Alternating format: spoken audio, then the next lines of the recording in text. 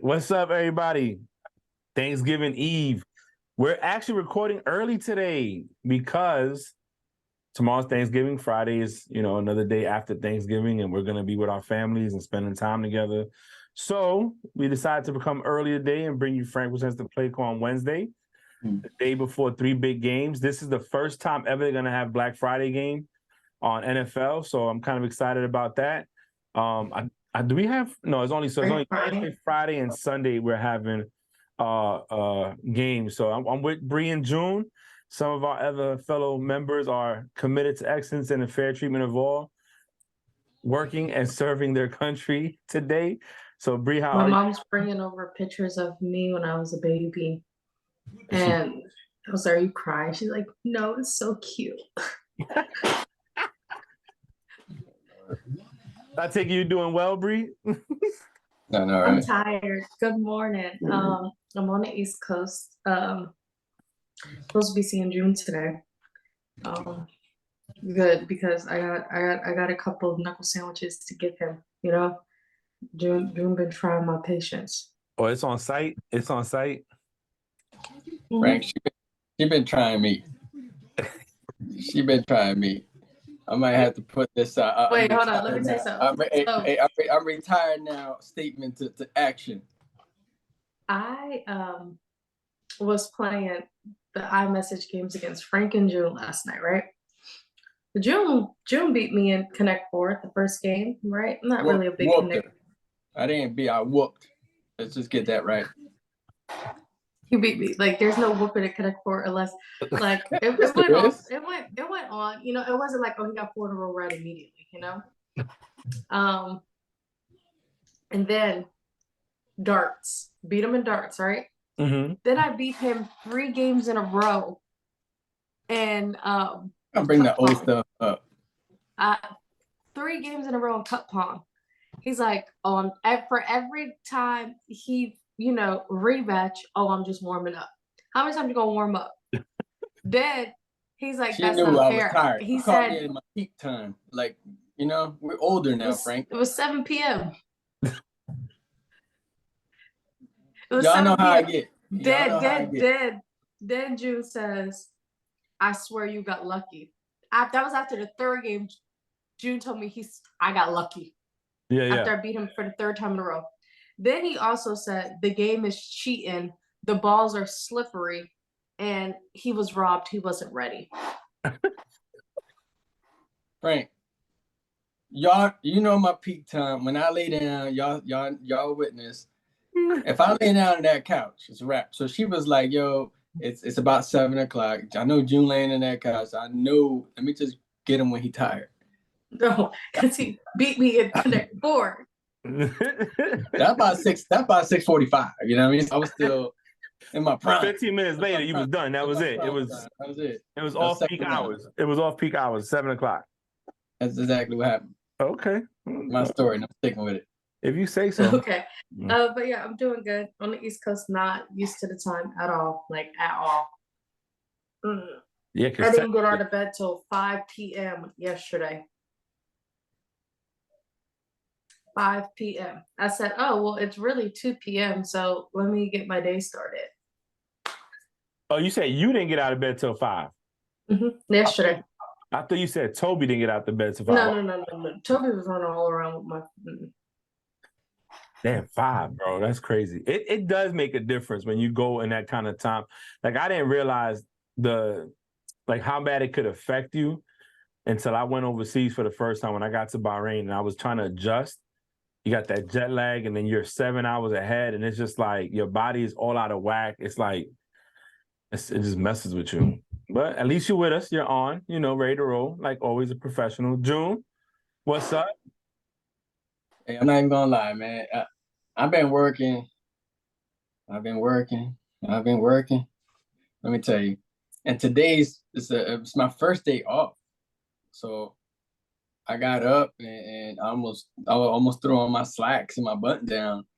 And I was like, man, I gotta go deal with these beautiful souls and say that in the nicest way possible. But then I realized I had to go to work. So I was blessed to go to Starbucks and get on this podcast with you happy faces on here right now. And the ESPN hater number 2, Nikki's not on here right now. And my Bleed Green brother is serving his civilian employment duties. So here I am. While you have your day off, you could work on cup pong. It's early. I'm on my prime right now. This one you got to catch me. You know what I mean? All right. Call it a fair game. I'm gonna start a game right now, man. I'm on the podcast. See, there we go. Busy. He said it's early. It's my prime right now. Now 5, 6 o'clock in the afternoon. Now that's it. That's when I start shutting down. Body goes into shutdown mode. But you know what, Bree? Let's go ahead and get it started so we can go and take care of our Wednesday as accordingly. And June, you can catch June at his peak. Oh, I'm about to catch June now. I'm about to send him an invite right now. See, here we go. Trying to catch me. He could. You said you're at your prime. You're in your peak, so you could. You're not on your phone. You're on your iPad, right? Yeah, but my focus is on you guys and this beautiful podcast. That's okay, awesome. While you're looking at your computer right now. I'm not. I'm looking. My coffee. All right. So week 11. So on Thursday, November 16th, the Ravens beat the Bengals 34-20. On Sunday, November 19th, the Browns defeated the Steelers 13-10. The Texans defeated the Cardinals 21-16. The Jags defeated the Titans 34-14. The Dolphins defeated the Ravens 20-13. The Cowboys defeated the Panthers 33-10. The Lions defeated the Bears 31-26. The Packers defeated the Chargers 23-20. The Giants defeated the Commanders 31-19. Excuse me. The 49ers defeated the Bucks 27-14. The Bills defeated the Jets 32-6. Excuse me, sorry. I'm still waking up, so I apologize. Or leave that Bakersfield. The Rams defeated the Seahawks 17-16. The Broncos defeated the Vikings 21-20.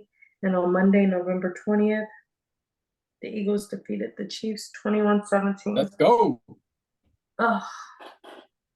21-17. My eyes are burning right now. So for predictions, me and June both tied with 10 correct predictions. Nikki came in third with 9, and Frank came in fourth with 8. But I'm above June in the predictions because the tiebreaker was what? So we both picked the Eagles. The Eagles won. We both picked the Vikings. The Vikings won. We both picked the Rams. The Rams won. We have all of the same games.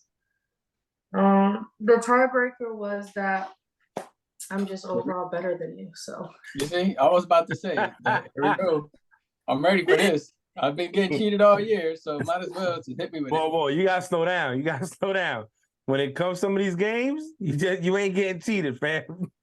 How we got the same picks, but she wanted, you know what I mean? So I tell you what, you know what? I'm gonna give you a pass on the games because when we record, it's after your peak. Appreciate that. So you're not, your mind isn't operating like at 100% like you normally operate. Real stuff, man. Yeah. So I'm not gonna enjoy the victories as much because you're not at your peak, man. I want you at your peak so things can be different.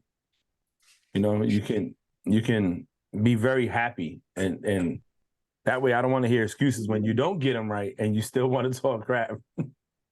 I've been getting robbed. I feel like I'm in Vegas. So, let's change it. Frank presents the play called Vegas. Vegas, we should do Vegas style, right? Vegas style. We went live for half of the game on Monday. The second half, it was June's idea. It was pretty cool. We had a couple of people on, different people. Just wasn't. I didn't even know y'all were live, and I was aggravated and jet lagged. Yeah, June was like, "Let's go live." I said, "All right, cool, let's do it." It was pretty cool. It was a good time, cracking jokes, having fun, calling some of the plays before they happened, like the Kelce fumble. So it was very interesting. But I don't know. Like looking at the games, like even Thursday night's game wasn't what we thought it was going to be. You know what I'm saying? Because Joe Burrow got he get hurt. hurt. Andrews got hurt. Yeah. Lamar got hurt. I mean, he was still playing, but he was still hurt. Yeah, but I mean, once Burrow went out, there's no competition. It's not like it's not like you got I'm trying to think of a good backup. Well, their backup, he did pretty decent. Yeah, but it's a tall order Yeah. to go on. Like you would feel confident him still playing good if it was against a lesser team, but you're playing against the Ravens. It's a divisional game. It's a divisional game, and they're Ravens for right now. They're probably one of the top 3 teams in the AFC. Because you got the Texans up there now. Some people say the Chiefs are still up there. So, Ravens are up there, and it's not the matchup you want to see. You don't want to see Browning versus the Ravens defense. You want to see Joe Burrow against the Ravens defense. That's like if Mahomes would have got hurt on Monday night, and whoever their backup is comes in, it's not the same. So, but Monday night game was a good game. I like it. Good battle. I think Philly cemented and put their stamp out there, come back from 10 points down. I think Jalen Hurts has 7 straight. He's the only person to ever come back from 10-point deficit and 7 games straight or something like that. They said the most any other quarterback has ever done was 4. He had 7 games that he came back from 10 points or more. So shout out to Jalen, man. That's one of them stats nobody ever hears about, but it's there. So it's good for the eval when he goes up for Hall of Fame. You know what I'm saying? Good for the tick marks, but yeah, that was it for me. I mean, it was a pretty good weekend. Jim? Well, shoot. Are we recapping just the Eagles game right now? No, just whatever games you want from this week. Okay, well, shoot. I have my notes here. Like I usually take notes, but we're gonna go ahead and pick up right where Frank left off. I thought it was pretty dope. We beat the Chiefs, and I'm not even happy that we beat the Chiefs based off of the rematch from the Super Bowl game. That's not what I'm happy about. I'm happy about the beginning of the after bye week schedule that we have. I think it's a great start to that schedule. We have a tough schedule. We have the Bills upcoming this week at home. We're gonna be wearing Kelly green, so make sure you guys all wear Kelly green. Frank, Toby, Bree, Hater, Nikki, I know. Right, but just to tally up some stuff from the game, right? So the game was 7-17 in the first half. And it kind of looked like man, Mahomes is doing Mahomes things, being creative in the pocket, and when Jalen made that mistake when he underthrew AJ, I was really thinking about it. I was upset at the moment. Did he really underthrow AJ, or did AJ break his route? And because he had that much advantage on his receiver, he just kept going because he just had the opportunity. But in Jalen's mindset, that's where the ball is supposed to go, right? So, I wasn't too upset. Unfortunately, the shins touched and he was down, so he couldn't. When he stripped the ball, I thought that would have been amazing though, because he manhandled that corner when he stripped the ball back. That was pretty dope. But still, even though Jalen didn't have no passing touchdowns, he did have 2 rushing touchdowns, and we had that brotherly shove going there, which is pretty cool. And a key factor to the season, to the game, I still say it is Swift. A Swift knife, man. It's a steal. I keep saying it. We got him for a steal, and I just think it's amazing that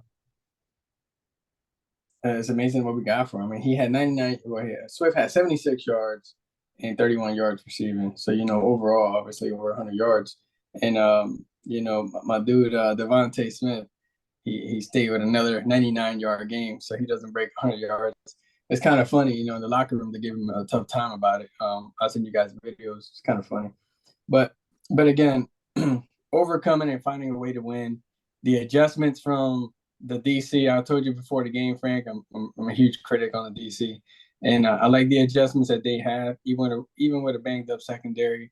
Byard had his first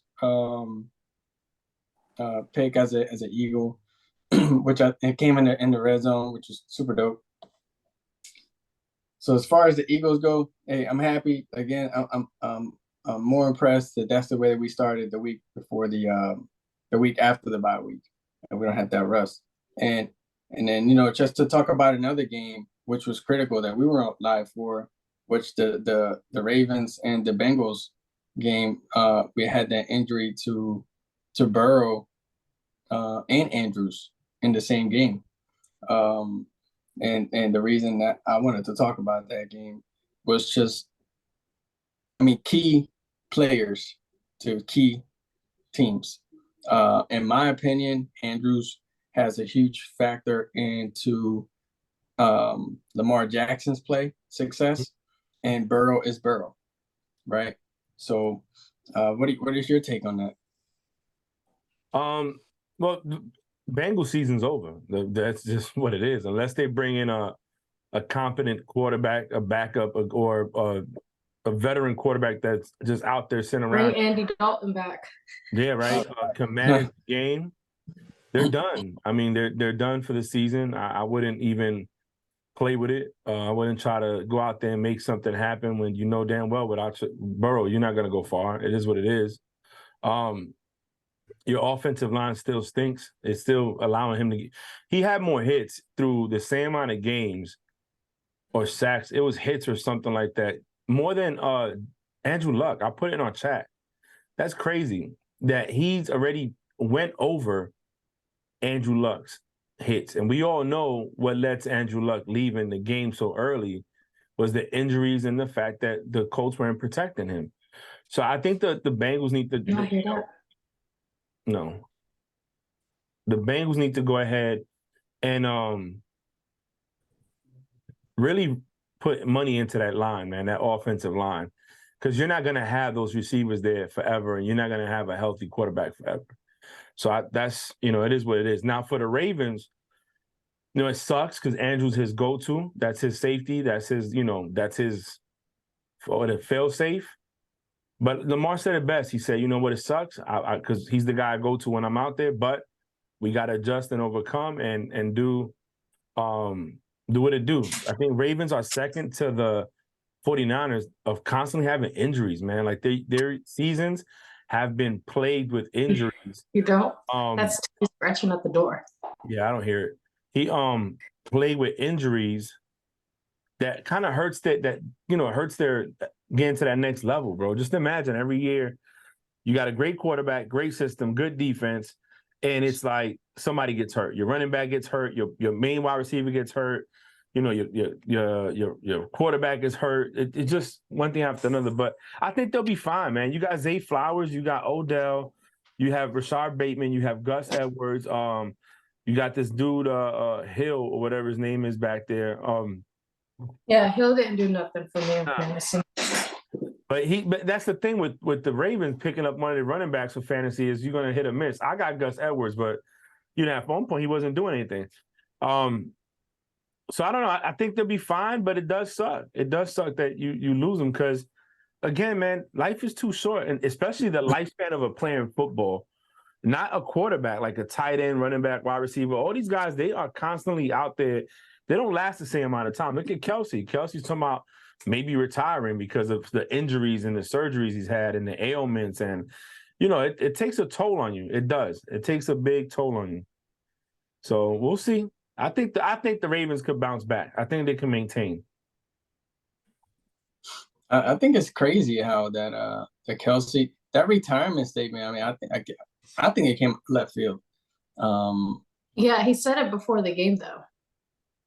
I don't know. I mean, he gets off the phone with Taylor Swift and he says it, right before. I mean, I just don't get it. I don't know where that bug came in. Yeah, so they actually asked him that question because I seen when Ian Rappaport was like an hour before the game when he was talking about it. Yeah, so it was about like an hour before the game. He was saying probably after the season he's thinking about retirement due to the injuries and stuff. So Yeah, I just think he was setting up the stage for having a whack ass game, and then he could say that it was, oh, I'm tired, but it was really because he's going to concerts when he's off instead of healing and studying. flying to Argentina. Yeah, like nobody saw you at the concert, bro. No, Yeah. What's funny to me is these players.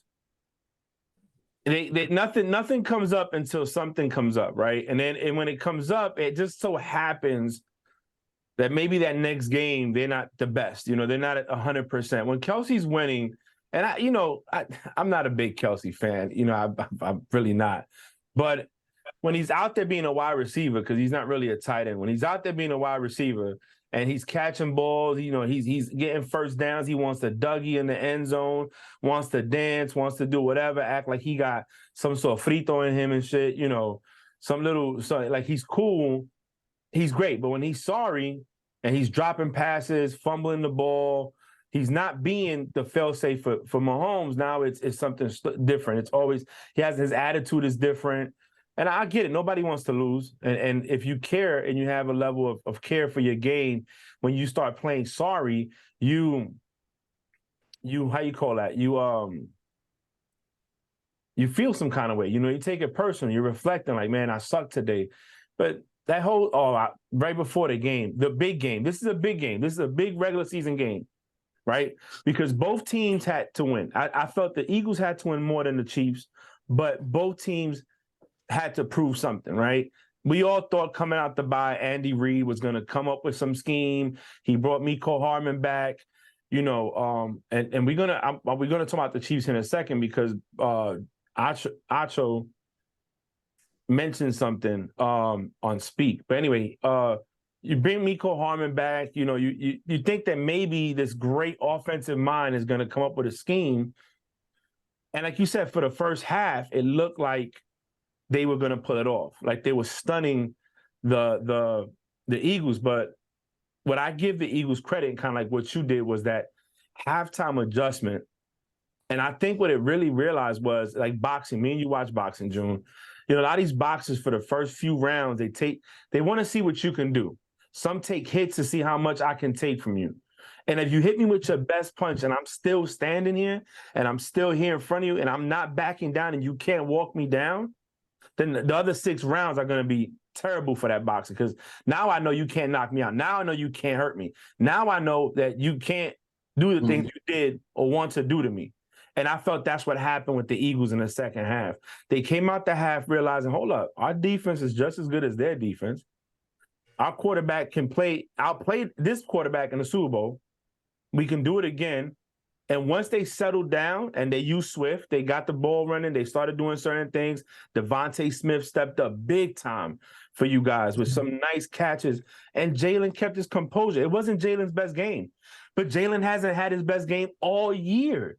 You know what I'm saying? That's been the biggest critique for me. It's like you haven't had your game, but you find a way to keep winning. So I think at that point, the Eagles showed, hey, listen, we can win. We can beat these guys. It's not the Super Bowl, but we can beat them. So I think that was good for you guys. But for Bree, I have a question because yesterday's stats. So Juju last year had 900 plus yards with the Chiefs. The only difference from the Chiefs team this year to last year is Juju's gone. Mm-hmm.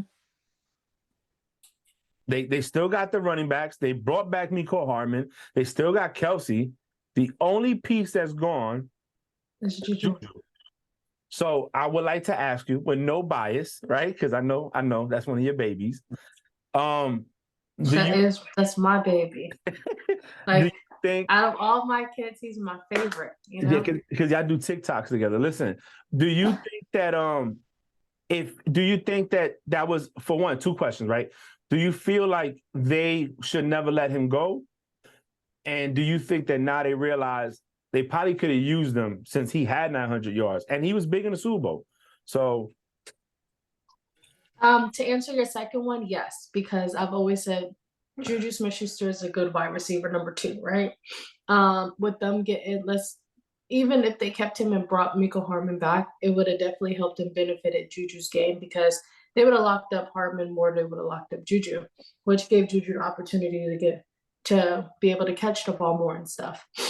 So yes, I feel like they could have kept him and utilized him, especially when you have, I feel like them having Miko Harmon and Juju like together, that would have been a good wide receiver duo down the field because we've all seen that Juju is good when he's not covered, right? When Juju is not the main wide receiver and everyone's trying to cover and target him, he knows how to perform.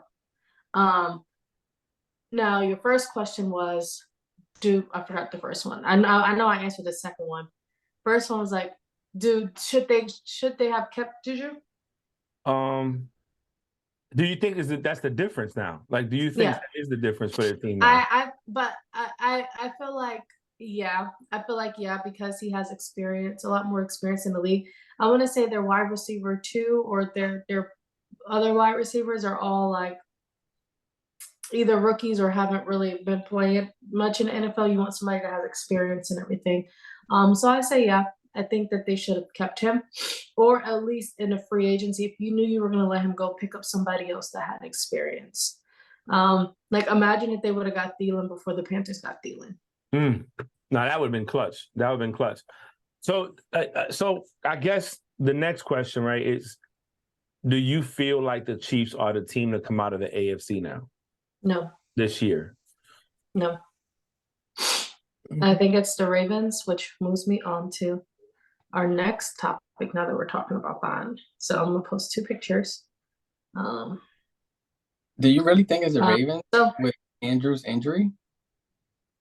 Well, see that's what we have to see, because they still performed well without Andrews. Andrews got hurt in the first quarter, like the first 5 minutes of the game, and they still performed well, even with Lamar Jackson having that big ankle injury. He was still able to run the ball and throw it deep down the field to OBJ a couple of times. So this is after week 11, right?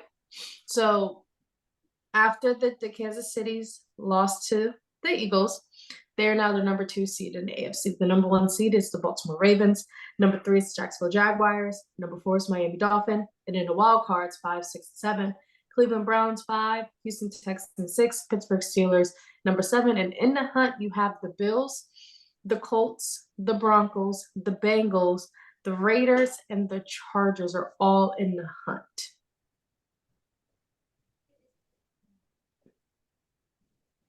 Now, I found something, and I'm just trying to find it again.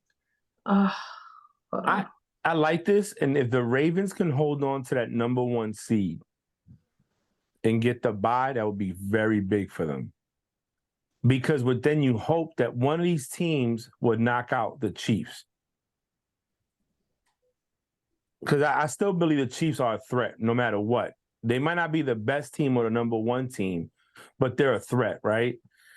I don't think the Jags are true contenders. I just think, again, a weak division, it's easy when you're the most composed team. We never thought the Texans would be playing like they're playing right now with a rookie quarterback.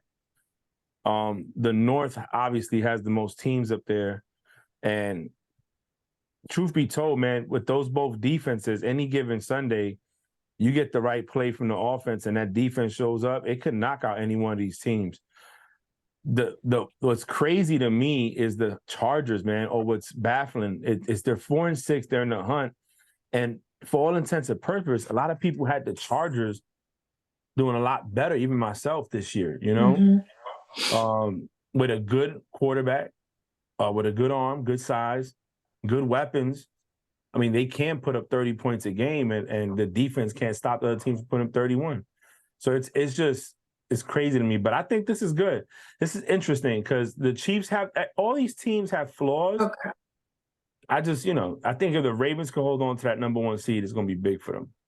So the chances to make the playoffs, right? So we're not even going to do 1 through 4. We're going to start with the wild card, right? So these are percentage stats. for this playoff picture right here, the way that the Browns play without Watson, I would easily put the Browns number 3 based on the pressure that the defense will give Trevor Lawrence, based on the pressure that he will give Tua, and based on the performance that Miami has shown in the last few games. Miami is not the same Miami offense that they've shown in the first 3 games of the season.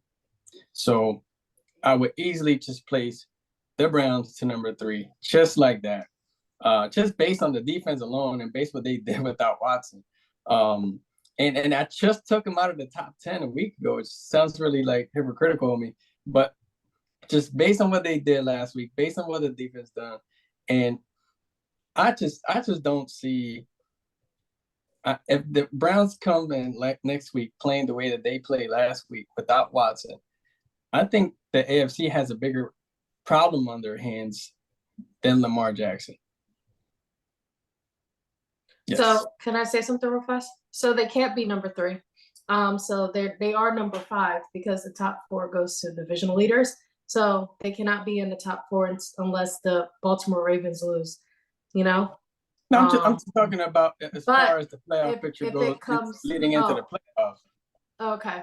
Your power rankings. Your rankings. Oh, so you're doing power rankings, not playoff picture. Okay, so power rankings, you'll put them in the top 3. Right. But when it comes to playoff pictures, I would probably swap. Well, we'll see what happens Sunday, but also have Jacksonville and Houston. I think Houston's more of a bigger threat than Jacksonville, in my opinion. Whoa. So, I will say this, and she's not on, so I wish she was, because I would tell her, you know, for so long on this, when we record, Nikki goes into every week, oh, we could beat them, we could beat them, we could beat them. Oh, we've been beating them since she's been watching football since 2017. We've been waxing them. And I told her this in a text message. She texted me. I said, the Texans ain't the Texans of last year. And when they first met, I don't know what the score was, but I think Acho was talking about how the Texans. You mean this year? Yeah, when they first played. When they played them this year? Yeah. I want to say it was like, hold on, I can pull that up. I'll tell you right now. They beat them 37-17. Huh? 37-17 in week 3. And so here's what I would say, and I know we're not talking about predictions, but if they beat you 37-17 week 3 with the rookie that was on his 3rd game of the season, week 3, now we're in week what, 12? Mm-hmm. This is and this kid is playing outstanding. He has 5 interceptions on the season, and he just had 2 in one game. Or 3 in one game. I forgot what it was. 3 in one game and still won. And still won. A lot of people get rattled after 1 interception. So yeah, I agree. I think this weekend is really going to determine, because I haven't seen any growth on the Jags. I see growth on the Texans. And when I mean growth, I'm talking about developmental, team playing better, you know, more cohesiveness. I don't see that on the other side with the Jags. So I hope, you know, I don't want, you know, it's Sunday. It's the day, you know, I hope it's a good Sunday, but I don't know. Don't sleep on the Texans, Nick. The Texans could come into, they're going to Duval this time? No, they're going to Houston. No. Oh, yeah. So they already beat you at home 37-17. Oh, and now you got to go. Okay. All right. So this is the NFC playoff picture. So number 1, you have the Philadelphia Eagles at the number 1 seed. Number 2, you have Detroit Lions. Number 3, San Francisco 49ers.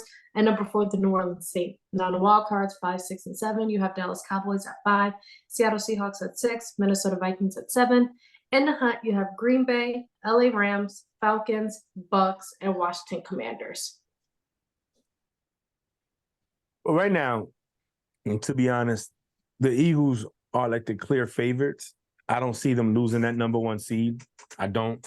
Unless you guys go on a stretch and lose about 2 or 3 games in the next 4 or 5 games. You know what I'm saying? I don't see it. But it's going to be very important for the Lions and the 49ers to get their stuff together going into the playoffs. You know, 49ers defense has come around, and they changed a little bit, especially adding Chase Young. Purdy is Purdy. He's not, he's not a first rounder, but he's doing okay. And as long as he's managing the game, he's fine. The Lions, though, Goff threw what, 2 picks in the game, 3 picks, and then he still came back to win. Like, it wasn't like, you got to be worried about stuff like that. When you have a quarterback that can give up picks and still bring his team back, and a defense that didn't give up on him, it speaks volumes, man. So this is good right here. But, I think the Eagles are going to go back to the Super Bowl. There's no – I don't see them losing. There has to be something major for them to lose. Now, especially the number 1 seed going into Philly in the wintertime. It's not an easy feat for any team, especially teams like the Lions that play in the Dome and the 49ers that play in California, So. Okay. Next, what we have is, let me go back to my notes.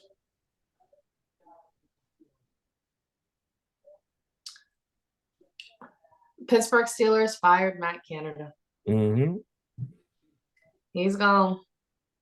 This man right here, who looks like the bald version of Ben Roethlisberger, is gone. Fun fact, June didn't know like what he looked like until I showed June a picture on Sunday. I was like, he just looks like a bald Ben Roethlisberger. Nobody knew what he looked like, to be honest with you. Really? Yeah, I didn't know what he looked like. You could have put him and Nathaniel Hackett next to each other, and I couldn't tell you who was who. But he looks more like, look at like the face, like he looks more like Ben, like the smile, the beard, just a bald Ben. But yes, first time since 1941 that we fired anybody in the Pittsburgh organization. So Mike Tomlin did come out and say that it was his call, his decision to let him go, but he didn't know how to tell him because he's never fired anybody a day in his coaching life. He's never fired anybody. So I think that took like a mental toll on him.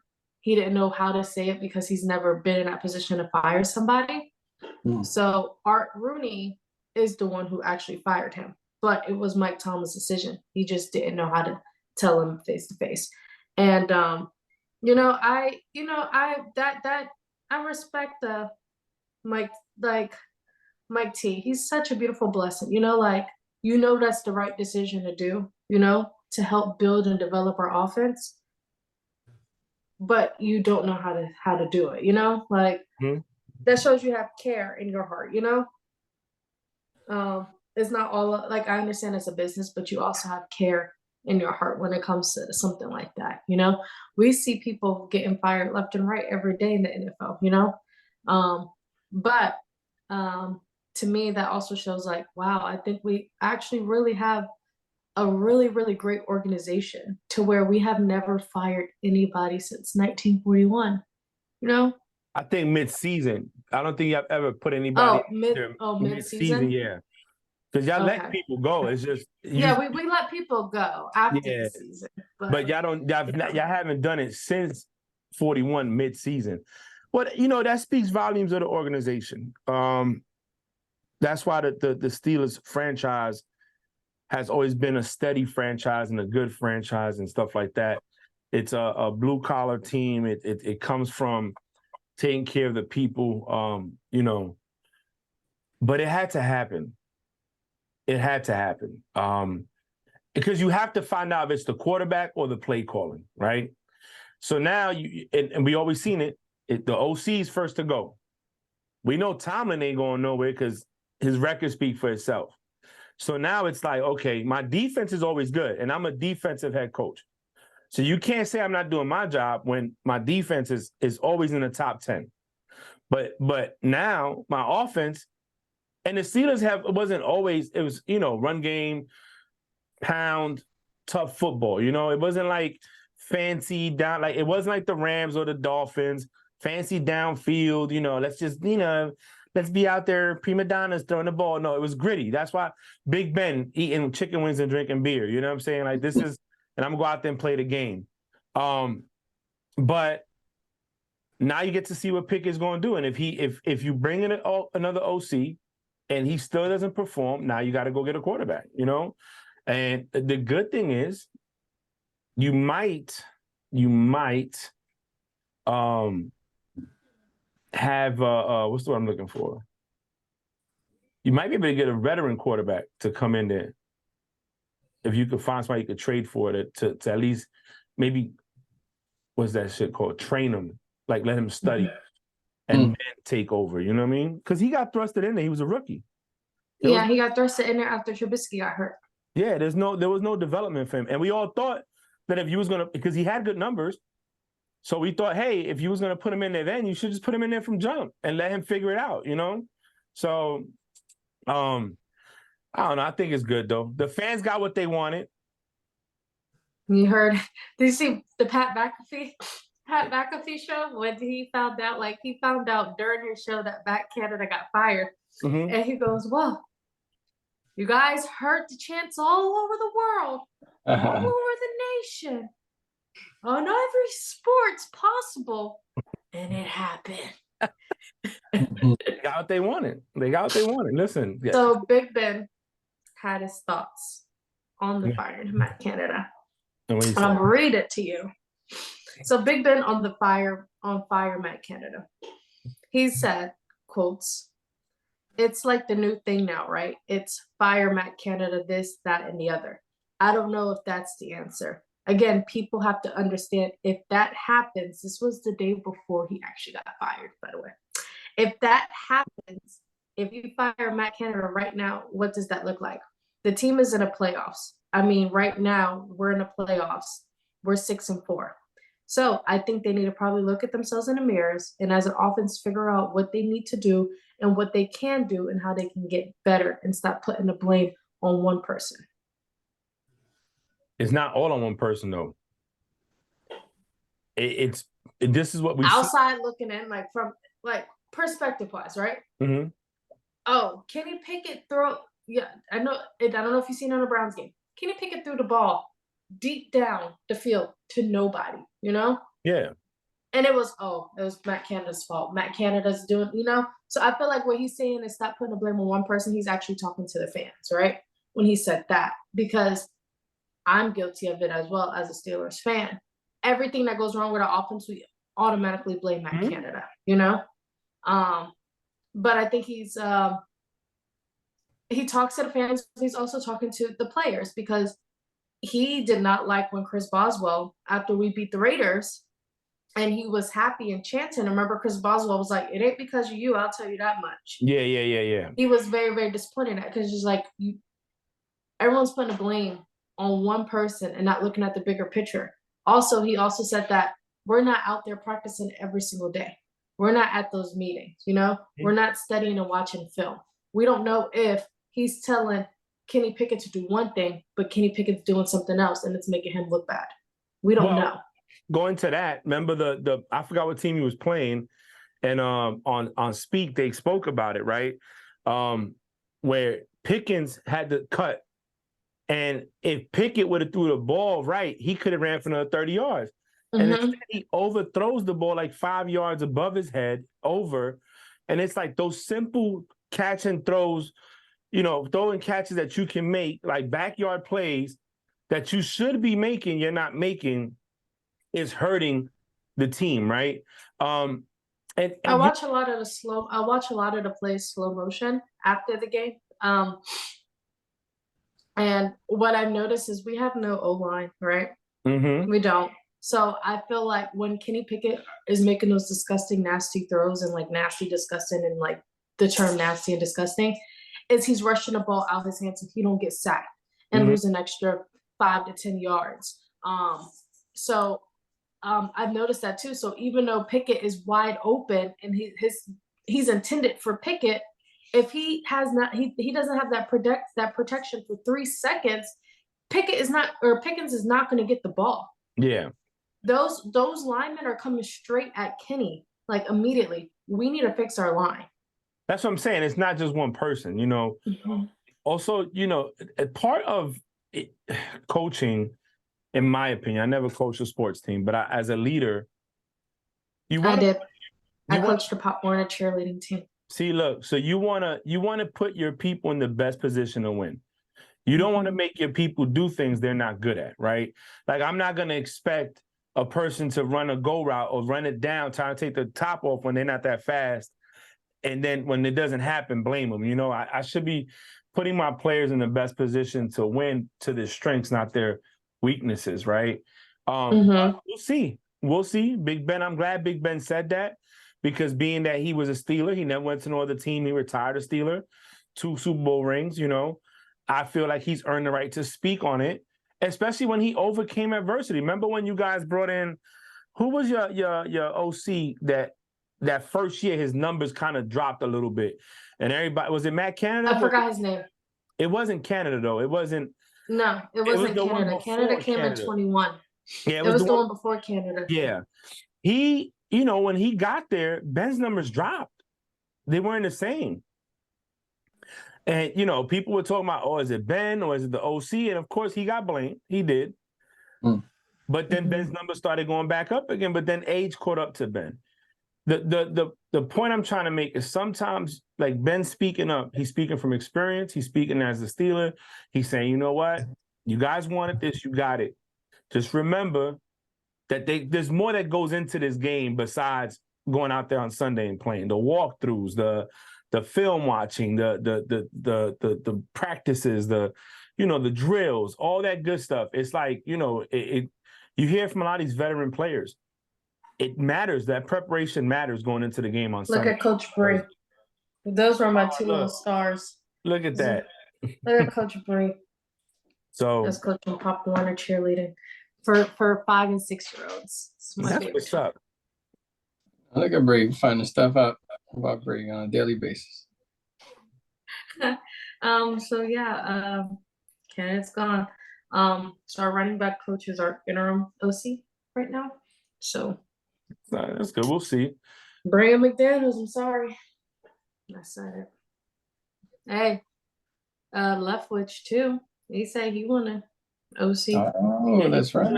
He's not hired by anybody, right? Mm-mm.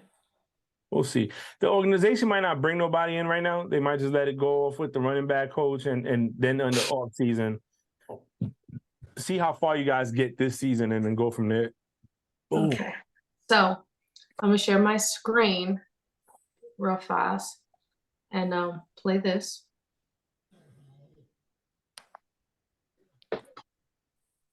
Can everyone see my screen? Yeah. June, can you see it? See. Okay.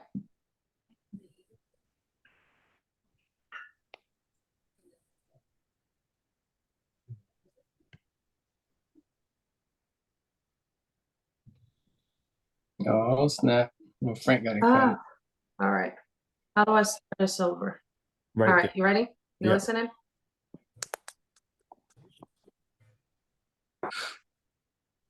I think there's a lot of mediocrity in today's NFL. Yeah. I don't see the excellence that I saw in the past. Why not? And why not? I think the coaching isn't as good as it was. I don't think the development of young players is as good as it was. The rules have allowed a lot of bad habits to get into the actual performance of the game. So I just think the product, in my opinion, is less than what it's been. I look at a lot of players like Ray Lewis and Rodney Harrison and Ronnie Lott and guys that impacted the game in a certain way. And every hit they would have made would have been a penalty. You hear coaches complaining about their own player being tackled and not necessarily, why don't they talk to their player about how to protect himself? We used to work on the fundamentals of those things all the time. Now they're trying to be regulated all the time. Offensive players need to protect themselves. It's not up to a defensive player to protect the offensive player. A defensive player needs to protect himself. I didn't throw the ball to certain areas because I was afraid players were going to get knocked out. That's the reality. Wow. I didn't throw it to the middle when I played Ray Lewis because you knock him out of the game, and I couldn't afford to lose a good player. All right, so that's the big. That's been trending since Friday evening, right?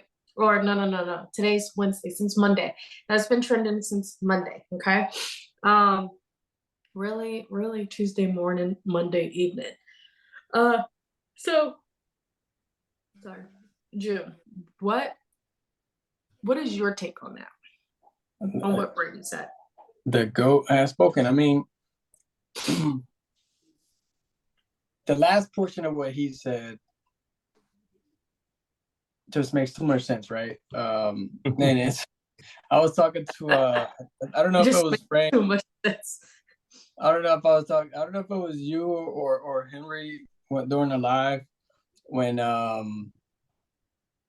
when Zach Wilson. It was during the Jets game when he had that good drive. I think we were all on, and he had threw it to the middle.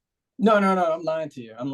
It was the Raiders game when he had threw it to Adams down the middle, and they're like, man, he's trying to get him killed, and you know that was just a perfect example. You said Zach Wilson threw it to Adams? No. It wasn't during the Jets game. It was a Raiders game. Okay. And that quarterback that stepped in when O'Buddy went out with that concussion, he threw it right down the middle. It was like triple coverage. He threw it high. You already know you're throwing it high. You throw it to your best receiver into triple coverage. You already know what's going to happen. So fundamentals of the game. It was a young quarterback that came in. Are you really teaching the fundamentals of the game? And that's just an example. I personally don't think they get developed as they used to. And we talked about this last year in the podcast, where even the quarterbacks, they don't sit out like they used to anymore, and as they should. And Aaron Rodgers has said something he tweeted something the other day where he said he felt bad for Zach Wilson getting benched based off of he wanted him to sit out this year, right? To so that way he could develop under him. And he said June looked at the notes because that was the next topic. No, I was on Twitter.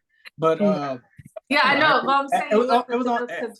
It was on X. You should have corrected me. No, I'm X, saying right? that's the next topic. So I was like, dang, I gotta check it off now. June already brought it up.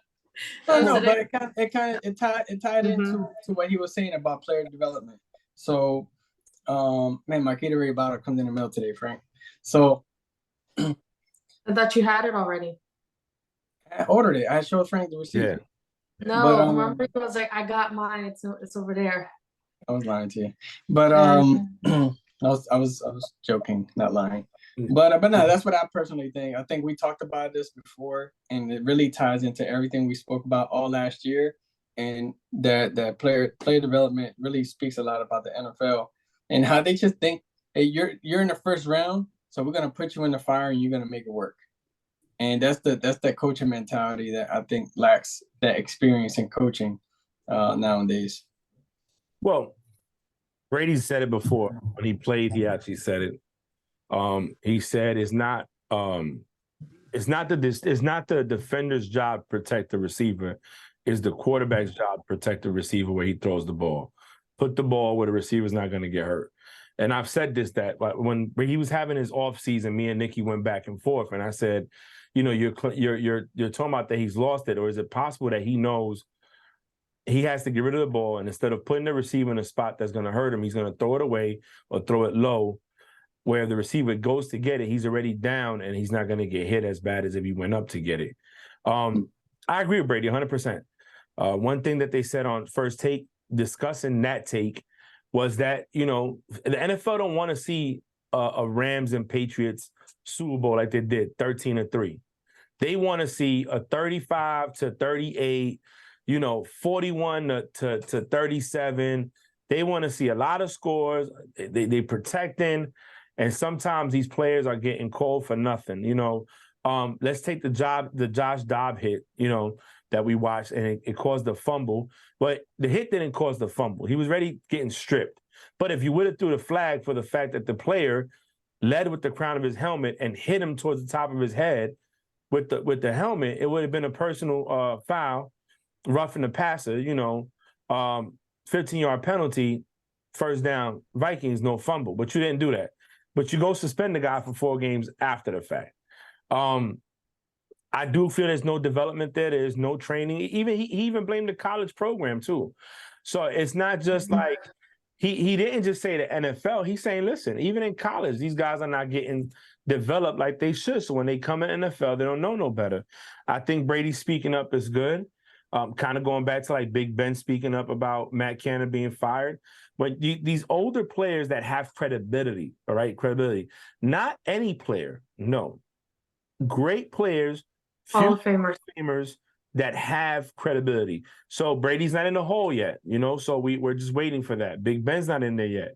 But the Ray Lewises, the Ed Reeds, the Palomalos, the Peyton Mannings, the people, the Kurt Warners, all these guys that went in there and said, hey, listen, the era I played in was so different. And I'm not saying that we shouldn't protect the players. No, that's not what I'm saying. And I'm not saying that there should be forearms across the head like back in the day and clotheslining them when they used to go up for. I'm not saying that at all. Don't forget, remember the 2010 Steelers defense is what made the player safety initiative rule even become a part of the play. Imagine if James Harrison was hitting you now today. Yeah, you know? he was getting fined. Remember, he was getting fined back then. Every game was like a fine. It's just, to me, ridiculous. And Brady's got a point. He's got a point. He's been saying it though. He said that when he played. It's not the defender's job is to protect the defender himself. It's not. And I said this to Bree yesterday, I think, or Nikki. If I'm 280, there's no way in hell once I go down and I'm running towards you that I'm gonna be able to stop and pull up. It's just not. It is what it is. Some of these hits we see, let's say the defender's going up, and as he's coming back, the receiver goes up for the ball, like he's coming back, the defender's already coming in. You can't stop that. There's just no way to stop that. You're going to pause yourself in the air and hopefully stay in midair like this, and then one of your teammates comes and grabs you and moves you, and then they unpause the game and real life comes back to happen and you don't hit the player. No, this is... He's right. I'm glad he said it, but it's not going to change nothing. The NFL's making too much money. These games are so much televised. We've said it here. Eventually, it'll be flag football, two-hand touch. It's not even... Look, the damn All-Star game done changed from tackling to flag football. Yeah. So, the Pro Bowl, my bad, the Pro Bowl, the pro game. It's not even... And I said All-Star, but look at basketball when they play. They don't even, there's no defense. It's dunks and three-pointers and alley-oops, and it's just like friends playing. Oh, we're not going to defense. We're not going to do anything. Well, I will understand why for the NBA, because they still have a half of a season to play left, So I will understand why in the NBA, they still have from March to April. I don't from Huh? I don't like it. Don't like it. Yeah. I do. I think because they still have another 50 games to play before the playoffs, like not to get hurt and whatnot. But I get what you're saying, especially with the Pro Bowl, because in the Pro Bowl, these players aren't in the Super Bowl. So let them tackle. Remember, All-Star games and Pro Bowls are the best players going at each other. You know what I'm saying? It's not a fucking camp. It's not a recess play time. Oh, we're going to get together and play. No. Like even All-Star basketball, baseball, this is the best of the best. It's the AL, NL, East, West, this is the best of the best. I think about it. If LeBron, everybody considers, not everybody, but a lot of people consider LeBron as the greatest, right? So now let's say you're a young guy coming in and no, I don't consider him the greatest. So that's me. I'm a Jordan kid. But anyways, imagine you're a young kid coming into the All-Star, and LeBron's there, and you're like, oh man, I get to D up LeBron, and then it's like not even that's when y'all can showcase, especially in a sport like basketball. It's really one-on-one. It's really you and this other person, But in football, you're right. It's after the Super Bowl. Why they're not playing? They got a whole offseason to get right, So I think they need to change it. Not flag. I think they should probably do the undrafted players or something and put them in. Whoever plays great has a chance of walking onto a team and having a secure spot, something like that. I don't know. But transitioning, Aaron Rodgers saying what he said. I think Aaron Rodgers likes to control what's going on right now, and he has a lot of power. For him to say that is keeping himself relevant, but what he's not saying is that Tim Boyle, the guy that's about to start over Zach Wilson, was brought to the Jets because that's who he wanted there. So I was listening to Speak yesterday, or The Herd, and it was talking about how Tim Boyle, like, are they giving him too much power? Because he gets to bring Lazard. He gets to bring the older guy, the other receiver, the that was with him in Green Bay too. That he went to Dallas for a while, came back. Cobb. He brought the Nathaniel Hackett over. Everybody he wants, he gets. He didn't bring Nathaniel Hackett over. Nathaniel Hackett was already over there on the Jets, and that's why. Because remember, they said that he was going to go over there because Hackett was. Well, that's why. Hackett went there, and because Hackett's there, he's gonna come because that's his OC. So it's all together. But I do agree, developmental under a veteran is important. He sat behind Brett Favre. Brady sat behind Bledsoe. You have players that sat behind somebody else, and it was for the betterment of the player. But Zach Wilson is Zach Wilson. But I understand why he said what he said and him blaming himself, because he really wanted Zach Wilson to sit under and develop, like, let him develop into a good quarterback, but also to watch how he plays. I completely agree with him, and I definitely understand where he was coming from when it came to that situation. So he's seen something in Zach Wilson in order for them to be like, you know what? Let's keep Zach Wilson and let him develop under you, because there's something in Zach Wilson. He has an arm. Because Zach Wilson has an arm. His decision making is the only thing that keeps him from being a legitimate starter. And we've seen moments, especially in that game, in their fourth quarter. I mean, that whole fourth quarter was Zach Wilson. Like wow, that's the number 1 draft pick right there. And then he had a interception. It was like, damn, that's a Zach Wilson that we don't want. But then he picked himself back up and he threw that Hail Mary where Buddy could have caught it. But yeah, you're talking about Garrett Wilson, but then the tight end smacked it out of his hand. Insane. Against the Raiders game. Yeah, that wasn't even his fault. That was the tight end's fault. That had nothing to do with Zach Wilson, because the balls were in the hand of Garrett Wilson. The ball was in the hand of Garrett Wilson. But we watched that game together, and you've seen that Zach Wilson looked really good in that fourth quarter. Mm-hmm. I think you got to stick with the good and the bad with players. And we've had conversations about this. You either let them look. Peyton Manning's first year, he was like, what, 3-13? Imagine if a team would have gave up on Peyton Manning after his first year in the league. I'm gonna look it up now that we're talking about it. It's you got to give people time. I don't think he's the problem. I don't think so. I think he's just development. No, you said it. You said it perfect, Frank. You have to give people time. I feel like everybody wants to rush these players into being an elite top 10 player their first week in the NFL. Look, it's like there's no. It's like everything is rushed now in the league. Everything is completely rushed in the league. Like there's no more developing. If you're not in the top 10 of your position by week 1, we're moving on to something else. Yeah, correct. We're changing it up. That's the thing. Look, Peyton went 3-13 his first year. He had 575 attempts. He had a 56% completion, 28 interceptions to 26 touchdowns. And look, the next year, 13-3. You know what I'm saying? He didn't have another losing season until 2001. And I don't know what the hell was going on in 2001, but that was when he was 6-10. And then he didn't have another losing season until never.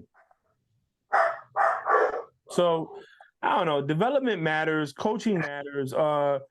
And look, not for nothing, but who's the head coach? Robert Saleh. Was Robert Saleh a defensive-minded head coach? Right. So is he really going to develop this quarterback? Can he develop him? And don't get me wrong, that's why you bring an OC in. That's why you have a defensive coordinator.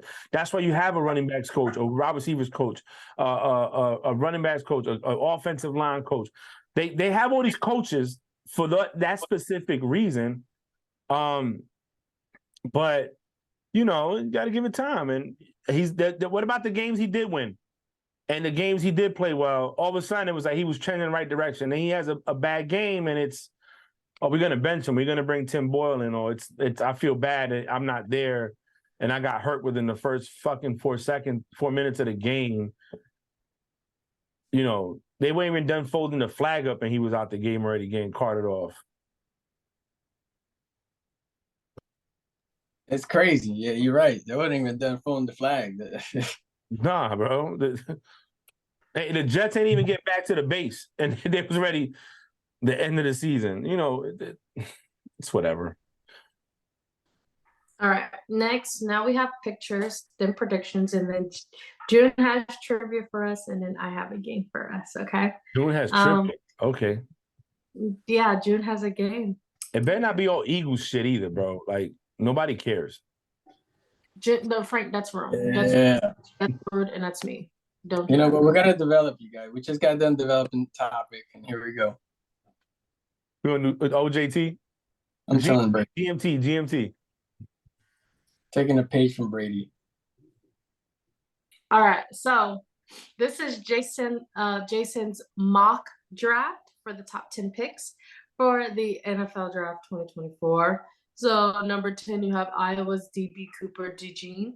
Then at number 9, you have the QB from Michigan, JJ McCarthy. I think he's going to be a top 5. Then you have Jaden Daniels from Atlanta QB, the LSU QB.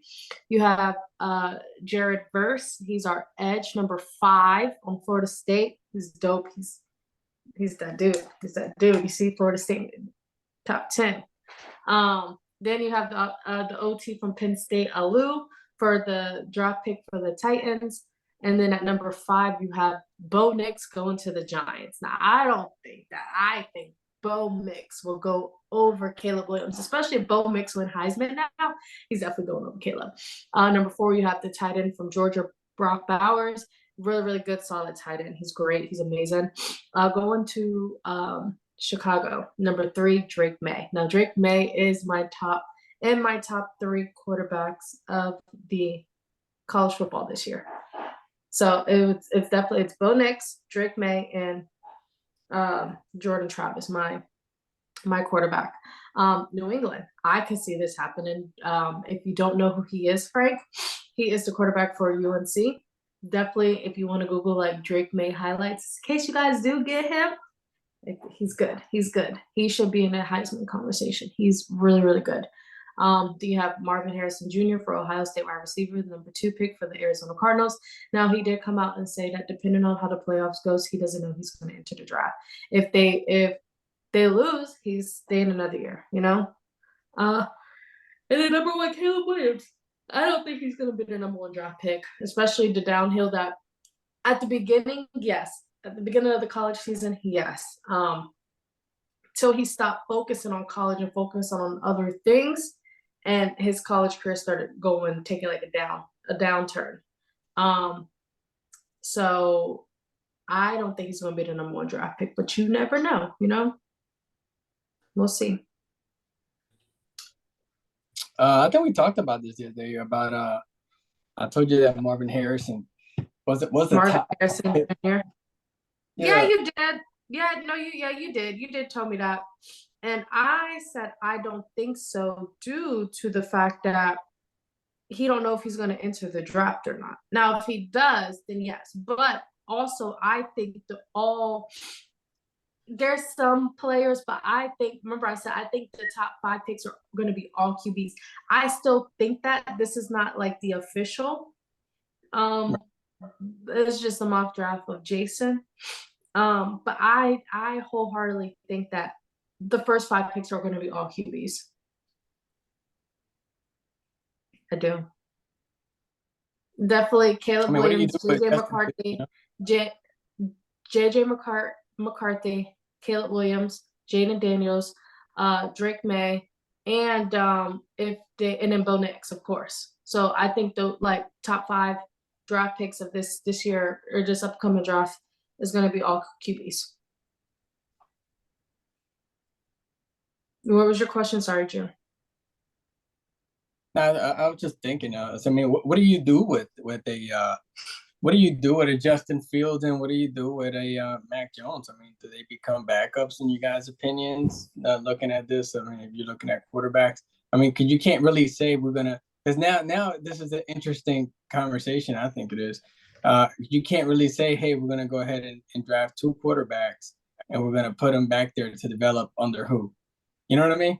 Like, who do you have them develop under? Do you bring 2 veterans in? Do you get rid of Mac Jones and Fields? Just as a hypothetical question.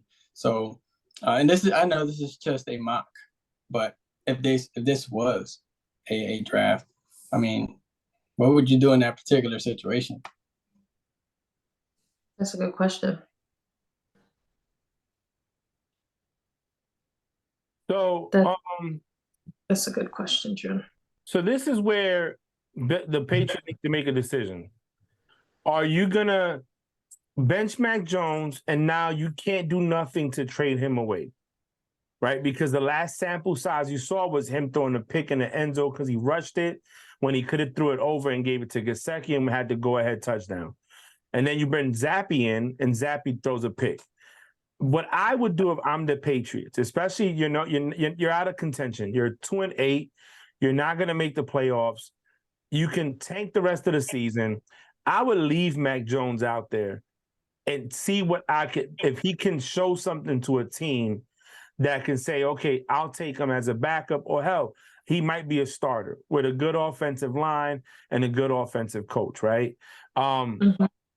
We've seen what a system like Shanahan's can do with any quarterback, right? So what if you go to a team like that where there is a system in place and you just got to go out there and manage the game? We've seen him his rookie season manage the game. They went to the playoffs. They lost, but they went.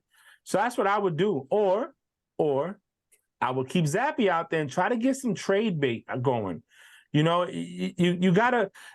Me personally, I don't know this Drake May kid. I don't watch college, and like I've said in the past, a lot of them don't translate to great players when they come in the NFL either. Just because you were great in college, I mean you're gonna be great in the NFL. Look, Jalen went in the second round. Eagles passed up on Jalen, and look what Jalen turned into. And what makes Jalen is not that he went off in the second round, is that he's developed himself as a player, as a person.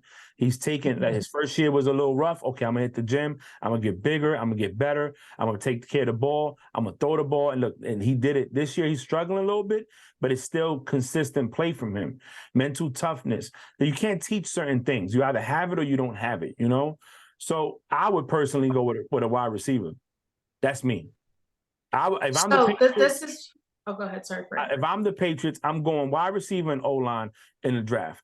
I got a quarterback. He's still under rookie contract. If I bring another quarterback in, now, like you said, who's going to develop him? So this is my theory, right? When it comes to like a Justin Fields, sorry, I had to think about who the Bears. I was looking at the logo. I was looking at the logo. I was like, what is this? Okay, so when you're thinking about a Justin Fields or a Mac Jones, right? Or a Danny Dimes or just those two. Let's just do Mac Jones and my dog is crashing. Come on. You either stay in or you go out. Sorry.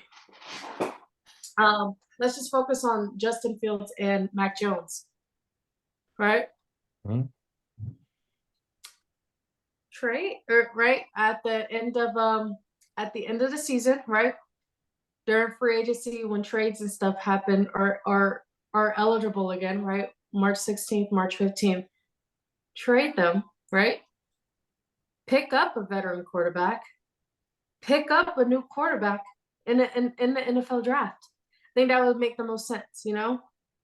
But you got to find a quarterback that's going to want a veteran quarterback that's going to come on a team-friendly deal. Because they will. So, like for my team, I can't speak. If they want to make money and they want to play, they will. Especially if they're a free agent and nobody's going to pick them up, they're going to go somewhere where they're going to be wanted. So for me, you know, I think that what's important is getting And for my team, I can't speak for nobody else. My team, our offensive line needs to get better to protect any quarterback. Unless Bill's going to go and find a quarterback that can scramble out the pocket, extend plays, and not need a strong offensive line. But if he's not, then I would definitely get an offensive line, and I'm going after a wide receiver one. I'm going after a 2 wide receiver. You have Hunter Henry, you have Gesicki, you have 2 good tight ends. You have Ramondre Stevenson, you got Zeke there too. He doesn't do bad getting running backs in the draft. His defense is always stout because you're going to get Judon back. You're going to get Gonzalez back. So you're going to get your defense back. What I feel we're missing is a strong offensive line with a true wide receiver one to help and development of the quarterback. You got Bill O'Brien. This is his first year. I will give him another year. And then if not, like you said, you know what he could do, June? Like Bree said, either keep him or bring a vet in. Just let the quarterback sit behind. Even if he's not developing under Mac Jones, at least he's learning the playbook under Bill O'Brien. Right. You know, and go from there. You know what I would love for these like quarterbacks, like, right? These like good, quarterbacks who retire, right? Or even if like it would be cool to see some good retired quarterbacks become QB coaches to help develop these new young coaches. These new young quarterbacks in the league. Like imagine if Tom Brady, let's say like even during the offseason or during minicamp, you're the QB coach for, let's say, Drake May next summer, right? Show him some film, spend like 2-3 weeks with him, I think that would be pretty cool. That would be like a good program where a rookie quarterback meets with a retired QB veteran, right? And they spend 2-3 weeks. You know how they have like the tight end university for like 2 weeks where all the tight ends get together and they develop each other? They do that like a QB, But it's like 2 weeks where you just spend time with a Tom Brady or a Peyton Manning or a Big Ben or a Drew Brees, right? And you develop these new young rookie quarterbacks into transitioning out of college and into the NFL. I think that would be pretty cool. I need to bring that up to somebody so I can trademark that program and get paid for it. But why are these rookies not reaching out? Maybe they're scared. Maybe it's contracts.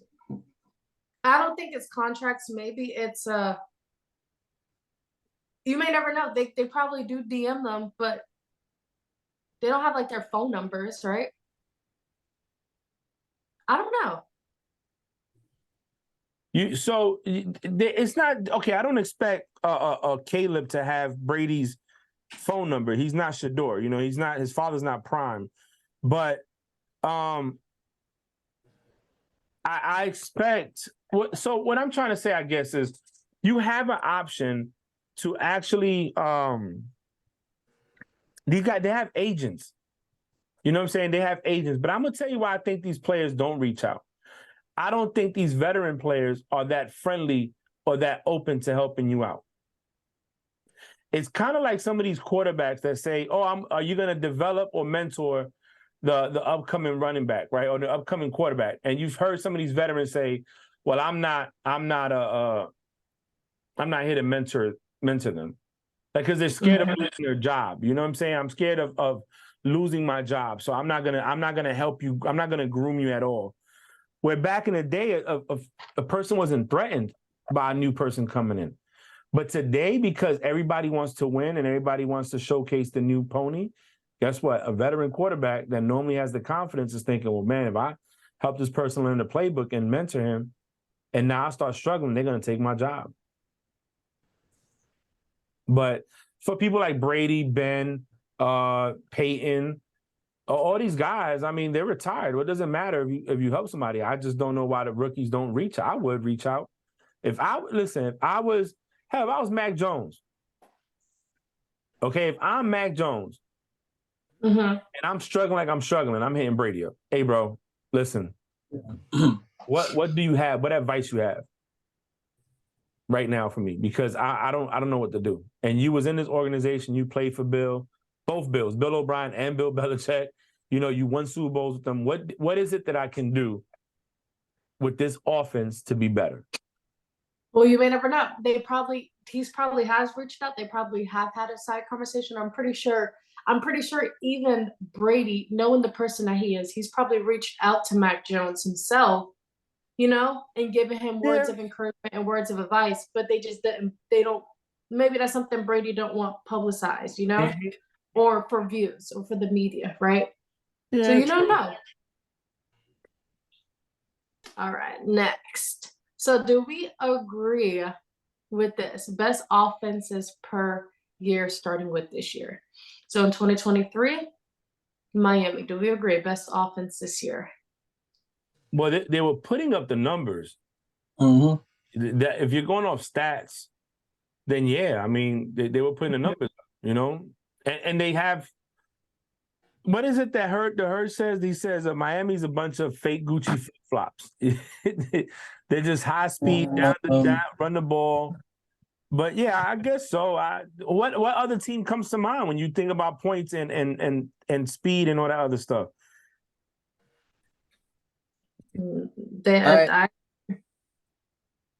It's kind of weird, man. It's gonna sound really crazy me saying this, but I'm going to say it anyway. I would say Miami had the best offense in the first half of the year, and the Texans had the best offense in the second half of the year. So right now, Miami's averaging 434 yards per game. The next closest person is the Lions at 399.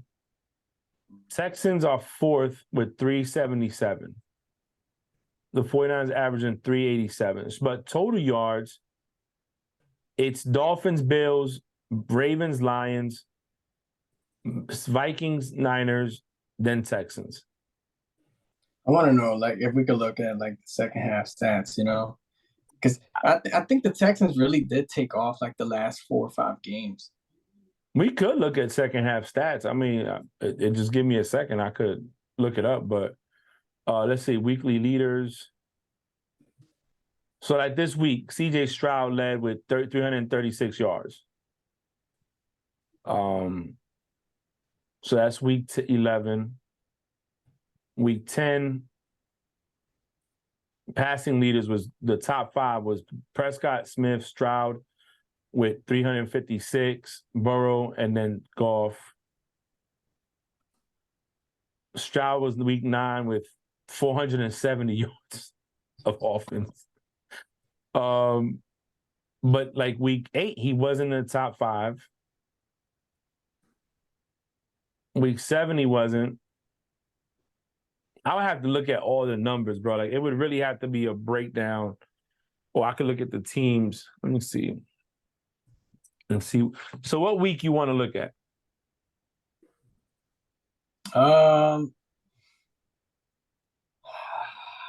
Yeah, I'll have to go the week when the last 3 weeks start when they beat the Bengals.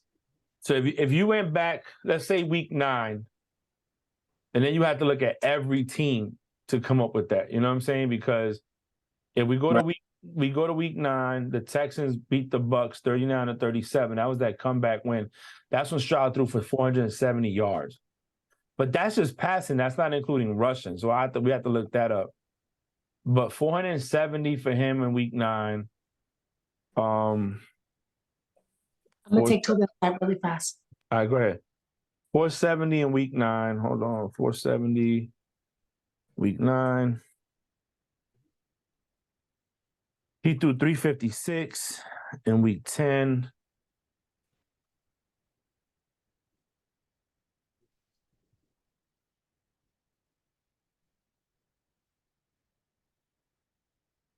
He didn't have a bias. Okay, so he threw for 336 in week 11, and now we're going into week 12, right? So if we add that up,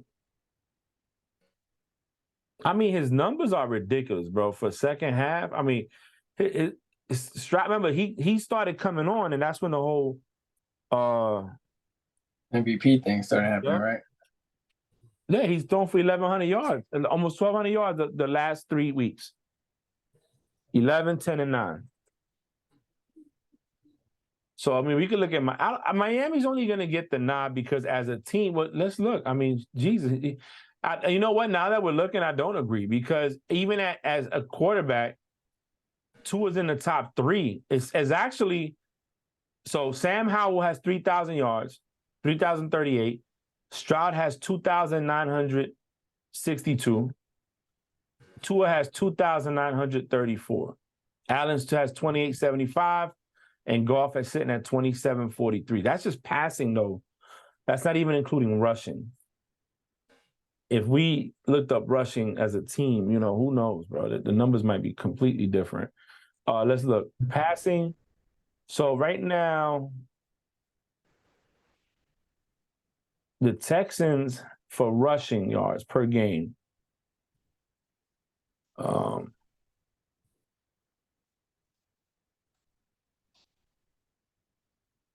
Let's look at total yards. I want to look at total yards.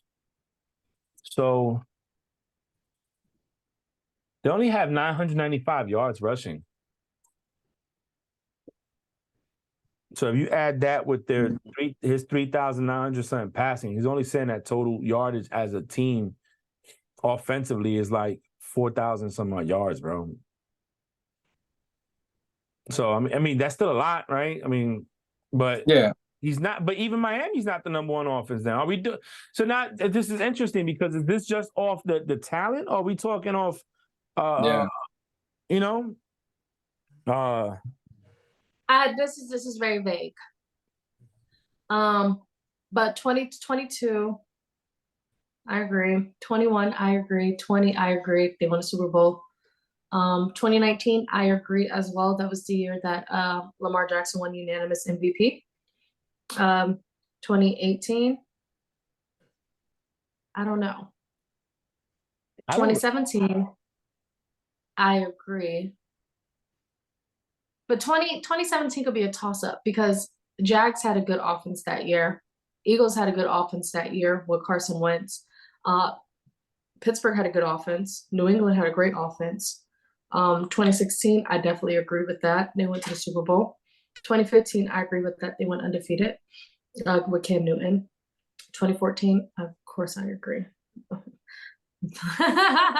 2013, yes. 2013, but it can go either way in 2013. It can go them or Baltimore in 2013. I think Baltimore had a scary offense in 2013 as well. So in 17, Brady led the league with 4,577 passing. Ben had 40. So the top 5 was Brady, Rivers, Matthew Stafford, Breeze, and Roethlisberger. Now that year, the Patriots averaged 394 yards per game. The top 5 in offensive leaders as a team was Pats, Saints, Pittsburgh, Chargers, and the Chiefs. Jacksonville was up there in rushing. That year they led the league in rushing, like 2,000 something yards rushing as a team. But that was the year they got the Sacksonville tag because they had 55 sacks on the year, but Pittsburgh had 56. So yeah, you could look it up. I guess I agree with it. Maybe 2023 I don't, but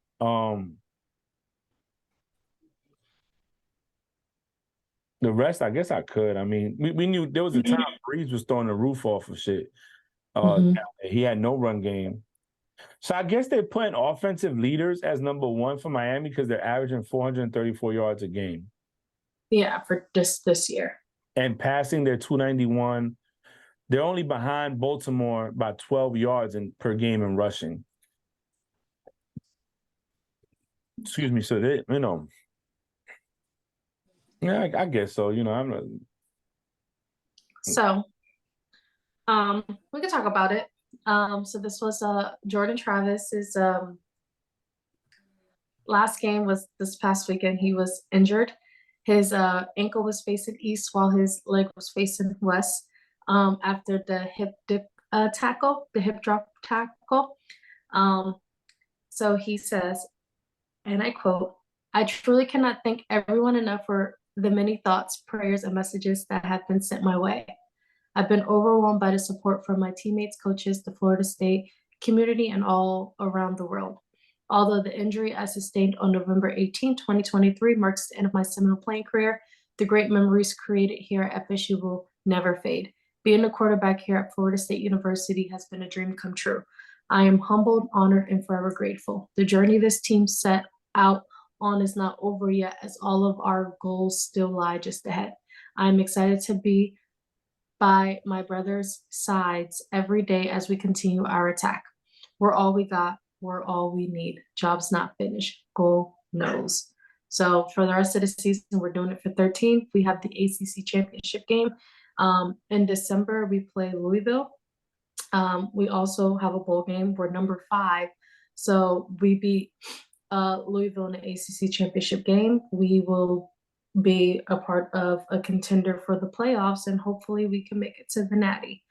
My prayers are with Jordan Travis. Love him. He's been great to us since he became the starting quarterback last season.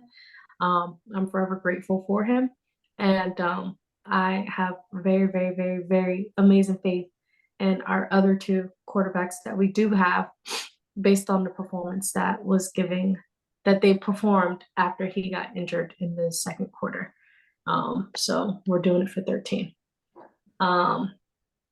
Giants are the first team in NFL history to allow 9+ sacks, force 6+ turnovers, and score 30+ points in a game, regular season or playoffs. So that's a big shout out.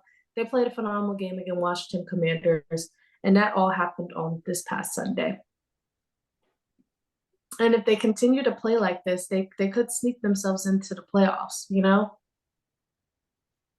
So Junior, they about to give y'all a run for your money. I'm kidding. I'm kidding.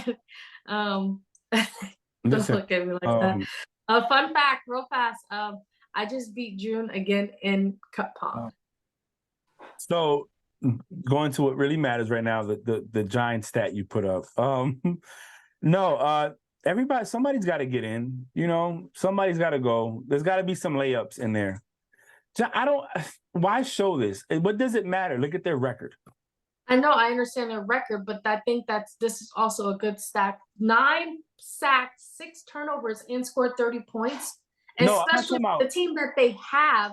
This is phenomenal. Not you putting it out. Why is somebody else putting it out? You know what I'm saying? Like, to me, yeah, that's great. It's dope. But it's all going to waste. Why? Because you paid Daniel Jones and he got hurt. Mm-hmm. In the words of Donnie Dimes, Donnie Jones. Donnie Dimes. June is it's so disrespectful. Phenomenal. All right. I think it's phenomenal, and knowing how that team has been performing weeks 1 through 10, like they're trying to turn their season around at the midpoint. And maybe Tommy DeVito is their answer, you know? Maybe. Okay, so I posted this earlier or this week. So the Arizona Cardinals tweeted, "Roping and riding." This is way before the game, right? Pretty funny. And this was the Houston Texans response to them. Little Cardinals eating like little bird seeds shaped in an L. I think that was funny. Mm-hmm. And last, so this came from the NFLPA. So the discussion of banning this tackle is already on the tables of contents of things to discuss in the offseason with the NFL competition committee on the hip drop tackle. So I did my research on this tackle, right? This tackle was put forth for corners and safeties to use, you know? I think where all these injuries are coming from is you have these 250-pound to 300-pound linemen making these types of tackles on these tight ends, quarterbacks, and running backs, you know? And that's where the injuries come in, because their weight is being put on these people who are running like full speed, and that's where the injuries are happening. So I feel like don't ban it. I think it needs to go back to what it was. Safeties and corners use this tackle when it comes to tackling a wide receiver, you know? I think that if there's a 300-pound lineman about to do a hip drop tackle on the tight end or quarterback, they should be fined or suspended because these tackles aren't made for their body weight, Does that make sense?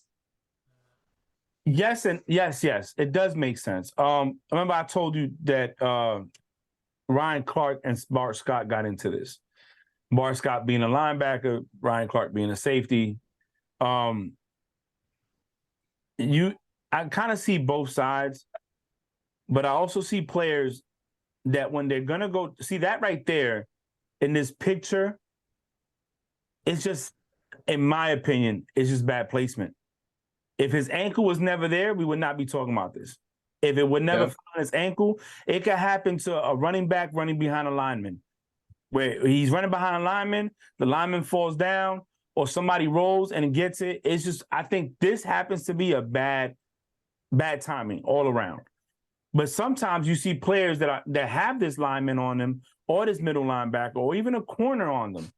And instead of dropping down, they think, oh, maybe if I could shake them, I can get more yards.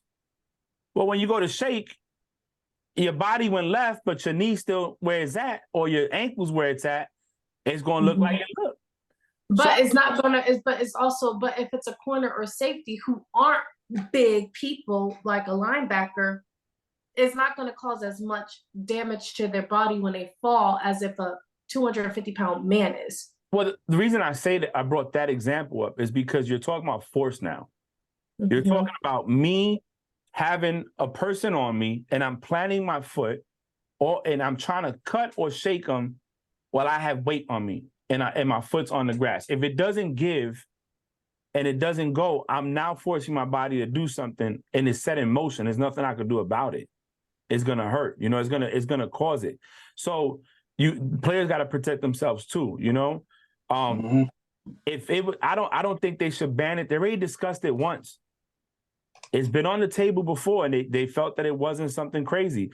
I just feel that this situation right here, this one play, if you look at it, what if the linebacker was not on his ankle? It wouldn't even matter. I feel when you go to tackle and you take a person like with Gronk, when Gronk was getting hit all the time, it was always his waist down. You can hurt a player too like that. You know what I'm saying? You hit a person on the thighs, waist, because he's a big dude. So you're not going to go up. You got to go down. So, I mean, I don't know. I don't think banning it is the answer. I think fining and suspending linemen from doing it, I think that's the right answer. How you would want them to tackle? That's the other thing that Ryan Clark brought up is how you want them to tackle up the same way they've been tackling. So you tackle up now, and then not everybody has to do the hip drop. As you taking the guy down, something happens and he hurts himself. Oh, well, we can't tackle up no more. If you watch that take between on First Take yesterday, discussing the thing with Ryan Clark and no. This one is with Shannon Sharp and Jeff Saturday and Stephen A. They spoke about it. Listen to what they were saying about it, how they're changing how you can tackle now, and it's taken away from the game. Okay. We don't own the rights to this video. Okay. So this is, they were talking about Skip was talking about the Jordan Travis injury after the hip drop tackle. Back in week four, and he went crazy about the Giants because they hip dropped him, and he said by the grace of God he survived the hip drop, and now we see Jordan Travis. The problem is what's crazy is the Geno Smith let me one finish, was Richard. I'm speaking. Thank you. I'll let you speak, but you're not speaking from experience. So stop raising your voice, Skip. Okay. Talk to me, Skip. All right. Are you gonna let me speak or not? Well, you're speaking on something you don't have no experience doing. So, I mean, what point can you really make? I've covered the game for a lot longer than you've been alive. You've covered the game. Yeah. I've actually played the game longer than you ever played. So, what we're talking about is something that actually happens in the game that you can't experience unless you play it. Does Rich McCain know anything about football? So, this is what I'm gonna say, right? I'm gonna say that I agree with Skip, right? He was in the middle of talking, And he never said, oh, speaking from experience, he was getting into the Jordan Travis injury after the hip drop tackle, right? I understand that Richard Sherman has played the game and Skip has never played the game or experienced it, but let him finish what he was about to say, you know? Yeah. Like, you were talking over him. All he said was, I'm speaking. Can I finish? Thank you, you know? Like, let him get his point across. I understand he's never bragged about being in the game or anything of that, you know? So that should have never been brought up. I'm speaking from experience, yeah, but let him make his point first, and then you speak from experience. That's how I took it, you know? I think cutting him off was unprofessional. That's just me. Yeah. I think they both have valid points. You know what I'm saying? Yeah, they did. Like, yeah, I understand. Like, he's never been in that position, you know? Yeah. But let's finish what he was saying. Then he also didn't raise his voice at you. He just said, hey, I'm speaking. Can you let me speak? Thank you. Because he's in the middle of talking, you know? And that, I agree. Again, I don't think Skip did anything wrong. I don't think he raised his voice. And when you bring up something like that and he says, well, I covered the game long you've been alive. Well, I played the game. Okay, you played and I covered. I've seen generations of this from whatever era I started doing this to now. Again, I think that he said that because he made that comment of, well, I'm speaking from experience. Yeah, that's what I'm saying. I'm not, So again, that's only why he said it. Yeah, I don't think he's wrong. I would have brought that up if he didn't even say that. Yeah, I don't think he's wrong at all. I think he's right in what he's saying when he justified his experience. You're going to throw out your experience, I'm going to throw out mine. Like I said, the only thing that I think was wrong was that Richard didn't give him time to finish talking. Like, let him, but then I don't know, because see, I didn't watch this episode, so I don't know, like, how it got to that point. However, no, literally, that's how I watched the episode this morning when I was brushing my teeth before I finished. So they were talking about like the thing was unnecessary roughness, and they were talking about Jordan Travis ending his now college career is ending, right? So then they talked about the quote that he had put out about like he has his, and then that's when it started. That's when it had a hold up.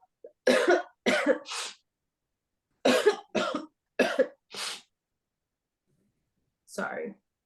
And that's when it started. So then he goes on to say that Geno Smith, you know, when he got hit in week 4 against the Giants, right?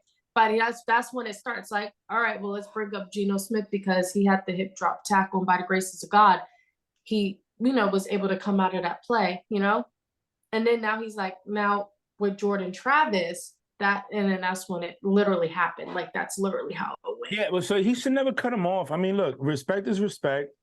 I don't like people cut me off. You know what I'm saying? So I just, because when you cut somebody off, you're not letting them speak, and you're not listening to, you're listening to respond. So how can you respond right if you're not letting me finish my whole take on it, right? But this was gonna happen. This is, you know, I think Fox messed up by bringing these people in. I don't like the fact that Skip has Lil Wayne on there, or Lil Wayne's little people from Young Money to talk about sports. They're not sports analysts. They never played the sport. It's just not what you call it. I think they need to find a better rhythm. Even with Keyshawn and Michael Irvin, I just don't think they go with Skip. It's not gonna work. It's not gonna work. All right. So, June, any quick takes on that before we wrap up with the last two? No, I think Frank hit it right on the money. I think it's unprofessional, cut him off, and I was kind of curious of what he was trying to say. That's it. And I think Sherman, I don't know what happened with Sherman. Sherman just felt like he was about to bang the door down. People think he wanted clout, and he wants. You remember that video? He banged the door down. Yeah. A lot of people think that he wants clout and thinks that he wants to, because they've been getting along so well, and their arguments have been like healthy yelling arguments, like how we would do, you know, and the toxic, and I think that the people think he wants clout, and he's trying to make that show a little bit more toxic. All right. Next, I think that was all the pictures that we have. So June, you had a quick trivia game for us? I do. So so this trivia game, right? I was thinking I wasn't gonna get too crazy with it. I was gonna go straight to the point, right? I was gonna make it as easy as possible. So what I did was there's gonna be 7 questions, right? And I made it 7 instead of 6, you know. And the questions are fairly easy, and because they're fairly easy. I'm trying to cut here so I can hear this. All right. So I had to make the list here so I could keep tally here, right? So the questions are really easy, and because the questions are really easy, you guys got a 5-second timer. All right. A 5-second timer. The questions are extremely easy. Okay, So you only get 5 seconds. Okay, I'll indulge. Let's go. All right. So ladies first.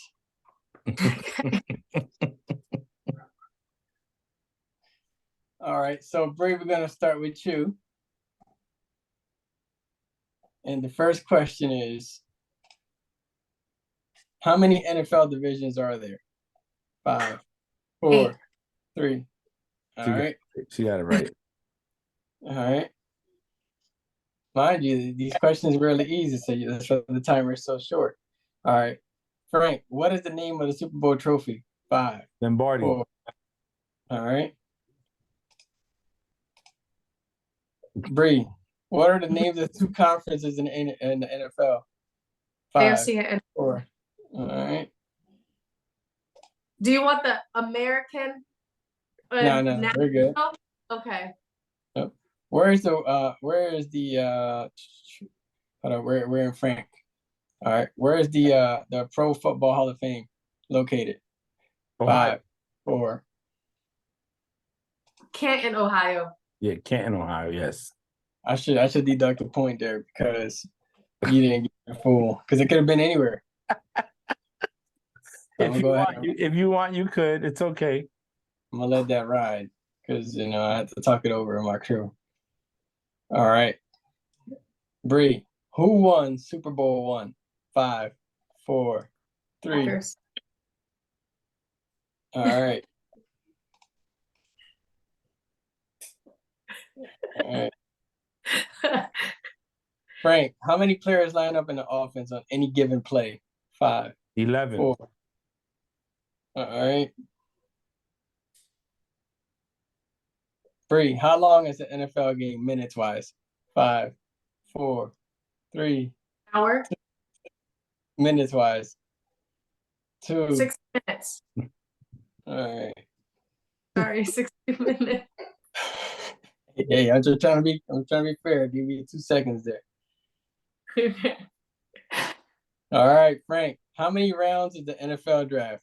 5, 4, 7. 3. Damn, Frank got lucky with that one. All right, in feet, Bree. In feet, how long is the NFL football field? From end to end. 5, 4, 3. 300 feet, 1,000 feet.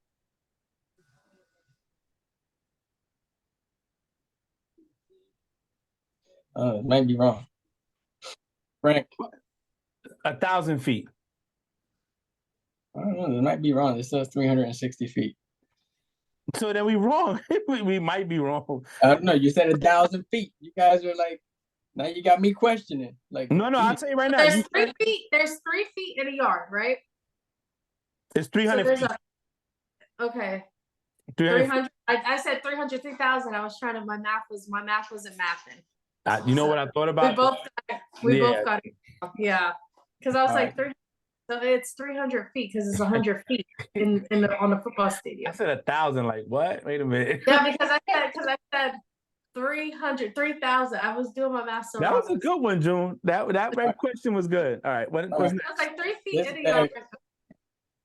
So right now it's a tie. So I'm gonna Mhm. go ahead and ask 2 more questions. We will not end in a tie. Right? That's the Okay. whole point of this trivia. All right. Frank, who Mhm. is the NFL all-time leading receiver? 5, 4, 3, 2, Price. 1. Dang, Frank got that right. Shit. All right. Bree. We heard you. I mean, Drew, we heard you. All right, Bree. hmm Which 2 franchises have won the most Super Bowls? 5, The 4. Pittsburgh Steelers three. and the New England Patriots. All right. Dude. Frank, who is the all-time NFL leading rusher? Emmitt 5. Smith. Dang. All right. All right. Hey, these are all really quick. These are all really easy. That's why. All right. This is all right. This is it right here. Mm-hmm. Damn, this is super easy right here. Too easy. Just ask it. I'm probably gonna get it wrong. Nah, you're gonna get it right. Well, I hope you get it right.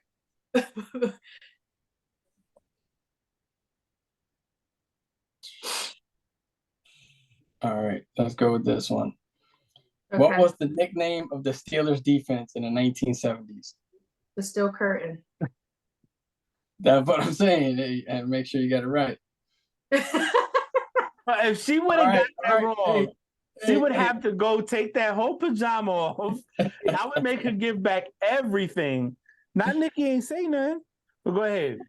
All right. This is it. Hey, which 4 teams are named after cats? Panthers, Frank. Jags. You said cats? Cats. Yep. 4, Panthers, Jags, Lions. 1. I can't get the third one. I got it.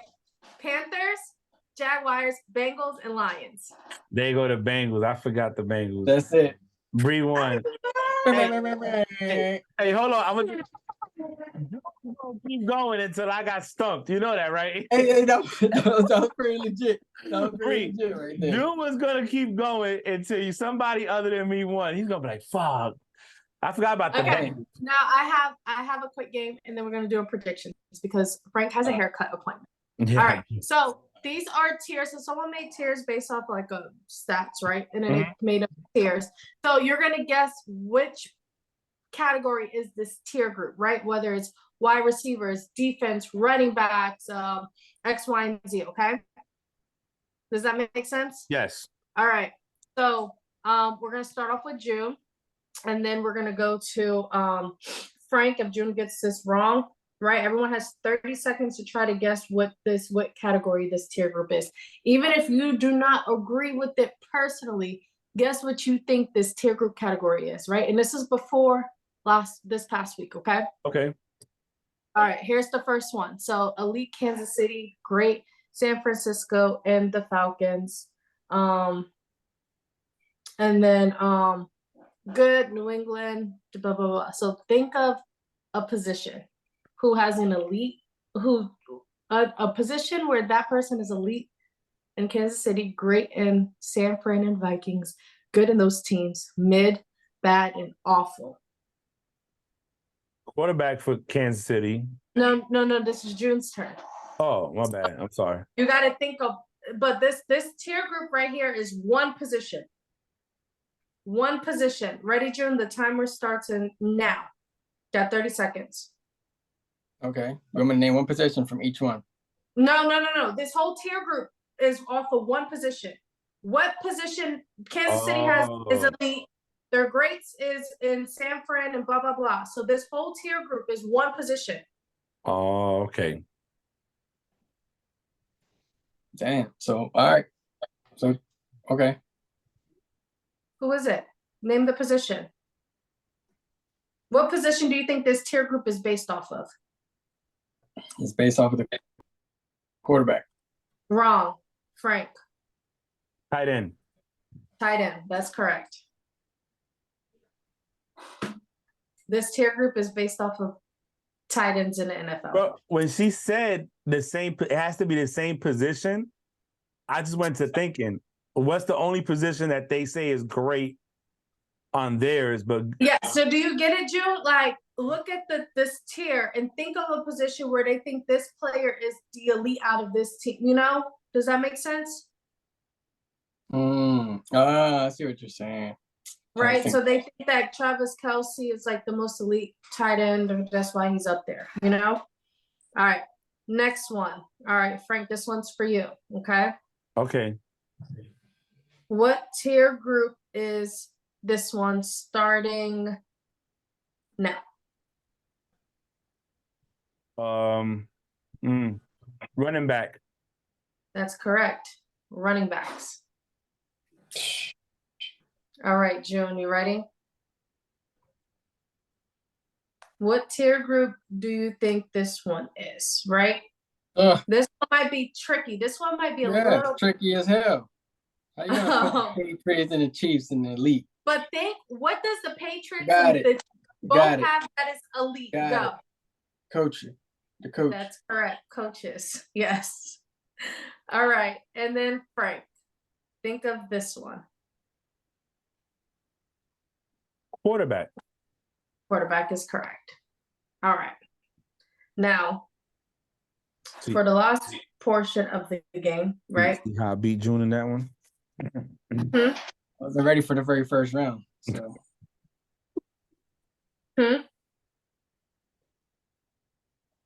No, I said, see how I beat June in that one? it's a tie right now. It's like America. It's a tie. So there is eight players, right? I'm gonna give June to answer one, then Frank, then June, then Frank. There's 8 players, okay?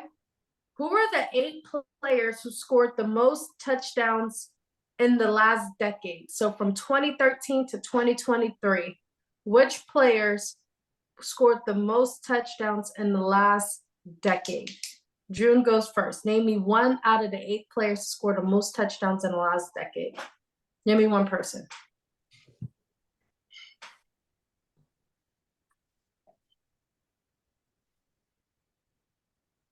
Nobody looking it up. Just name me one player in the last decade that's in the top 8 to score the most touchdowns. Passing, or it doesn't matter? It The don't most matter. touchdowns decade. It don't matter. Brady. No, a player to score. That's what I said. Passing or it doesn't matter. No. They actually made none of them quarterbacks. They're the people who actually ran in or caught the touchdown pass. Okay. Wide receiver, running back, tight end. Name me the most player or one of the top 8 players for the most touchdowns scored in the last decade. I just have a question. How long is he going to have to answer this question? Because it's not that hard. He has 30 seconds. Sorry. I think Jim was very confused with the rules. Well, that's why I asked quarterback Yeah. or play. No. It didn't matter. Brady. No, I thought you said rushing or receive it. Not. Oh. And go. 30 seconds. All right. I feel a lot of pressure coming right now from the top screen on my end. It's not. Throw a name out there. Like. All right. 10 seconds left. I forgot his freaking name. The running back for the Vikings that God. What's his name? Frank. No. What's his name? One player. Travis Kelce. Yeah, that's correct. Travis Kelce. Travis Kelce's number 7 on this No, list. give him my credit. I wasn't even done. Your time was up.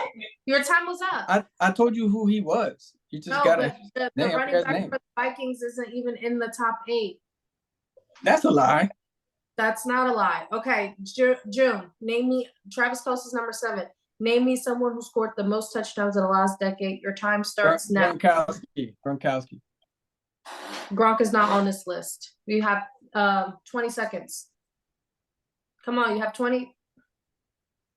McCoy. Gronk is not on the list. Damn, I'm thinking of golly, I'm thinking of his freaking face. I can't even think of his face. I mean his name. 10, 9, 8, 7, 6, Stop putting pressure on me.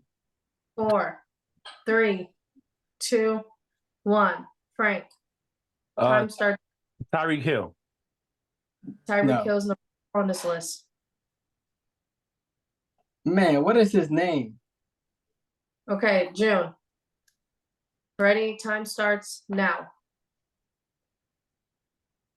If you can't think of his name, think of somebody else. Adrian Peterson. Let's go. No. Adrian Peterson is not on this That's list. a lie. What? It's The last five. 10 years, bro? No. Oh, that's not a lie. Last 10 years. His name. Come on, June. You got 15 seconds. Think of someone else.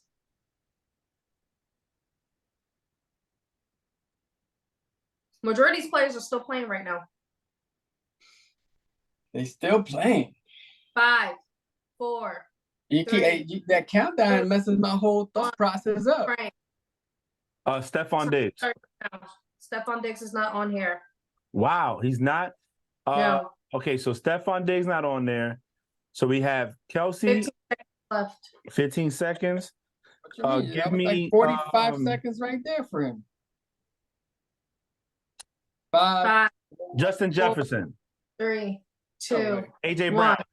No, both wrong. June, next. 30 seconds starts now. It starts getting harder, bro. Mike Evans. Mike Evans is on here. He's number 2. All right, Frank, hold on. You said Mike Evans is number 2? Uh-huh. Yeah, I know that. That totally puts things in perspective. So how many we got right now? It does put things in perspective because if Mike Evans number 2, Got it. Got it. We have, hold on. My parents just got home. Hold on 1 second.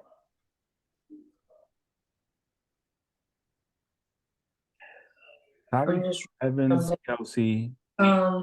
so we've gotten number 7, Tyreek.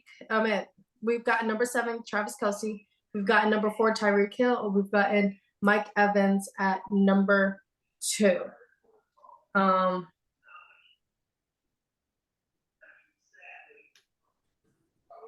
Hold on. All right. Whose turn is it? My turn. No, he just got Evans. It's my turn. Yeah, but I got it because he got it wrong. Remember? Yeah, I think so. No. Yeah. No. Who just said Mike Evans last? June did. Right? June picked my Evans. So June picked Mike Evans, right? So next is Frank. Ready? Timer starts now. Mark Andrews. That's incorrect. Odell. No, what are you doing? Oh, you can't just keep going. You said Yeah. she gave you the same. Yeah. You. You said Odell's incorrect too? That's incorrect. Got 15 seconds left. Wow. Who? Godwin. Godwin's not on here. Boyd. Boyd's not on here. 5, Higgins. 4, 3, Jamar 2, Chase. 1. Wrong. What? All I got right. it. June, ready? Go. Yep. Devontae Adams. That's correct. Here you go. I didn't think about All him. right. Devontae Adams is number 1. So you have number 1, Devontae Adams, number 2, Mike Evans, number 4, Tyreek Hill, number 7, Travis Kelsey. Ready, Frank? And go. Christian McCaffrey. Wrong. What? Man, I don't know. Fuck. Yeah, I don't know. I gotta go, so I don't know. 15 seconds left. I don't know. June go. I gotta go. So Oh, Keenan Allen. sorry. Keenan Allen. Keenan Allen, wrong. So number 3 was Derrick Henry. Number 5 was Zeke. Number 6 was Todd Gurley. And number 8 was Alvin Kamara.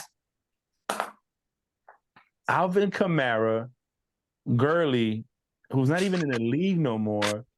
But he's Zeke. in the top 8 for most touchdowns in the last decade. That's crazy. That Yeah. is bananas. So that's the end of our episode. We will do predictions off air. So everyone make sure you guys text me your predictions. Frank has to go get a haircut. Yeah, and I made my appointment. And I put it out. Unless we want to do the picks real quick, but it's got to be quick. Like, I mean, it's got to be rapid fire picks. It's got to be boom, boom, boom. I'm ready. You ready? Yeah. All right. I got mine saved for Sal, so I'm just going to get the same picks. Okay. All right. You ready, June? Always ready. All right, Packers and Lions. Frank. Lions. I went Lions as well. Lions. Huh? Lions. Lions. Okay. Commanders at Cowboys. Frank. I'm going Cowboys. Okay. I went Cowboys as well. June. Cowboys. All right. 49ers at Seahawks. Frank. 49ers. I went 49ers as well. June. 49ers, unfortunately. Okay. And then on Friday, November 24th, Dolphins at Jets. Frank. Dolphins. June. Ends. I went Dolphins as well. Okay, next we have Steelers at Bengals. I went Steelers, of course. Frank. I went Steelers too. June. Me 4. Okay. Then we have Jags at Texans. I went Texans. Frank. Texans. June. Jags. They split.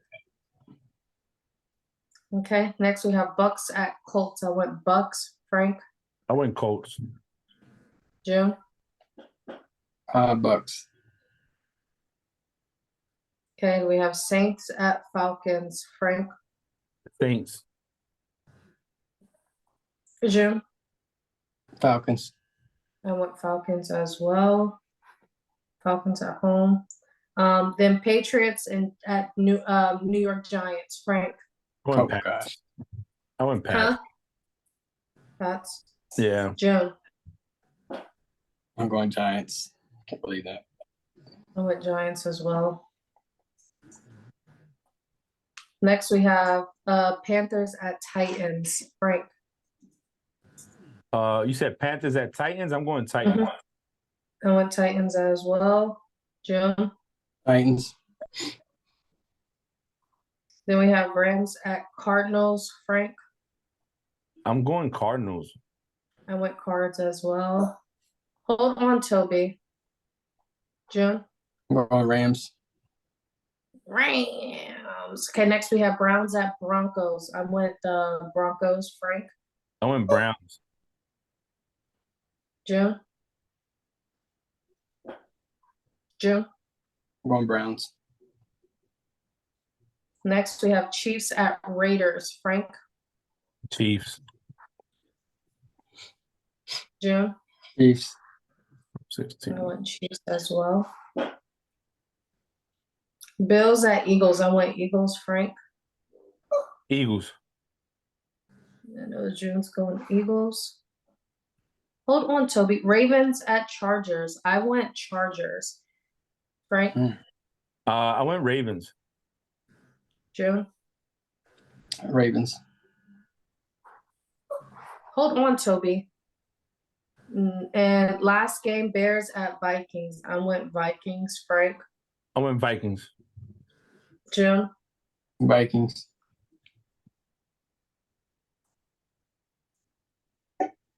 Okay, and that's the end of the picks. Thanks for listening to Frank Presents the Play Call. Please don't forget to like, subscribe, follow us on Facebook, on Twitter, like us on Apple Podcasts and on YouTube. Another great episode. Happy Thanksgiving. Hope everyone has a safe and healthy week and some great food on Thanksgiving. Spend time with your loved ones. I am Bree. That is Frank, and that's June. Goodbye. Peace. Peace.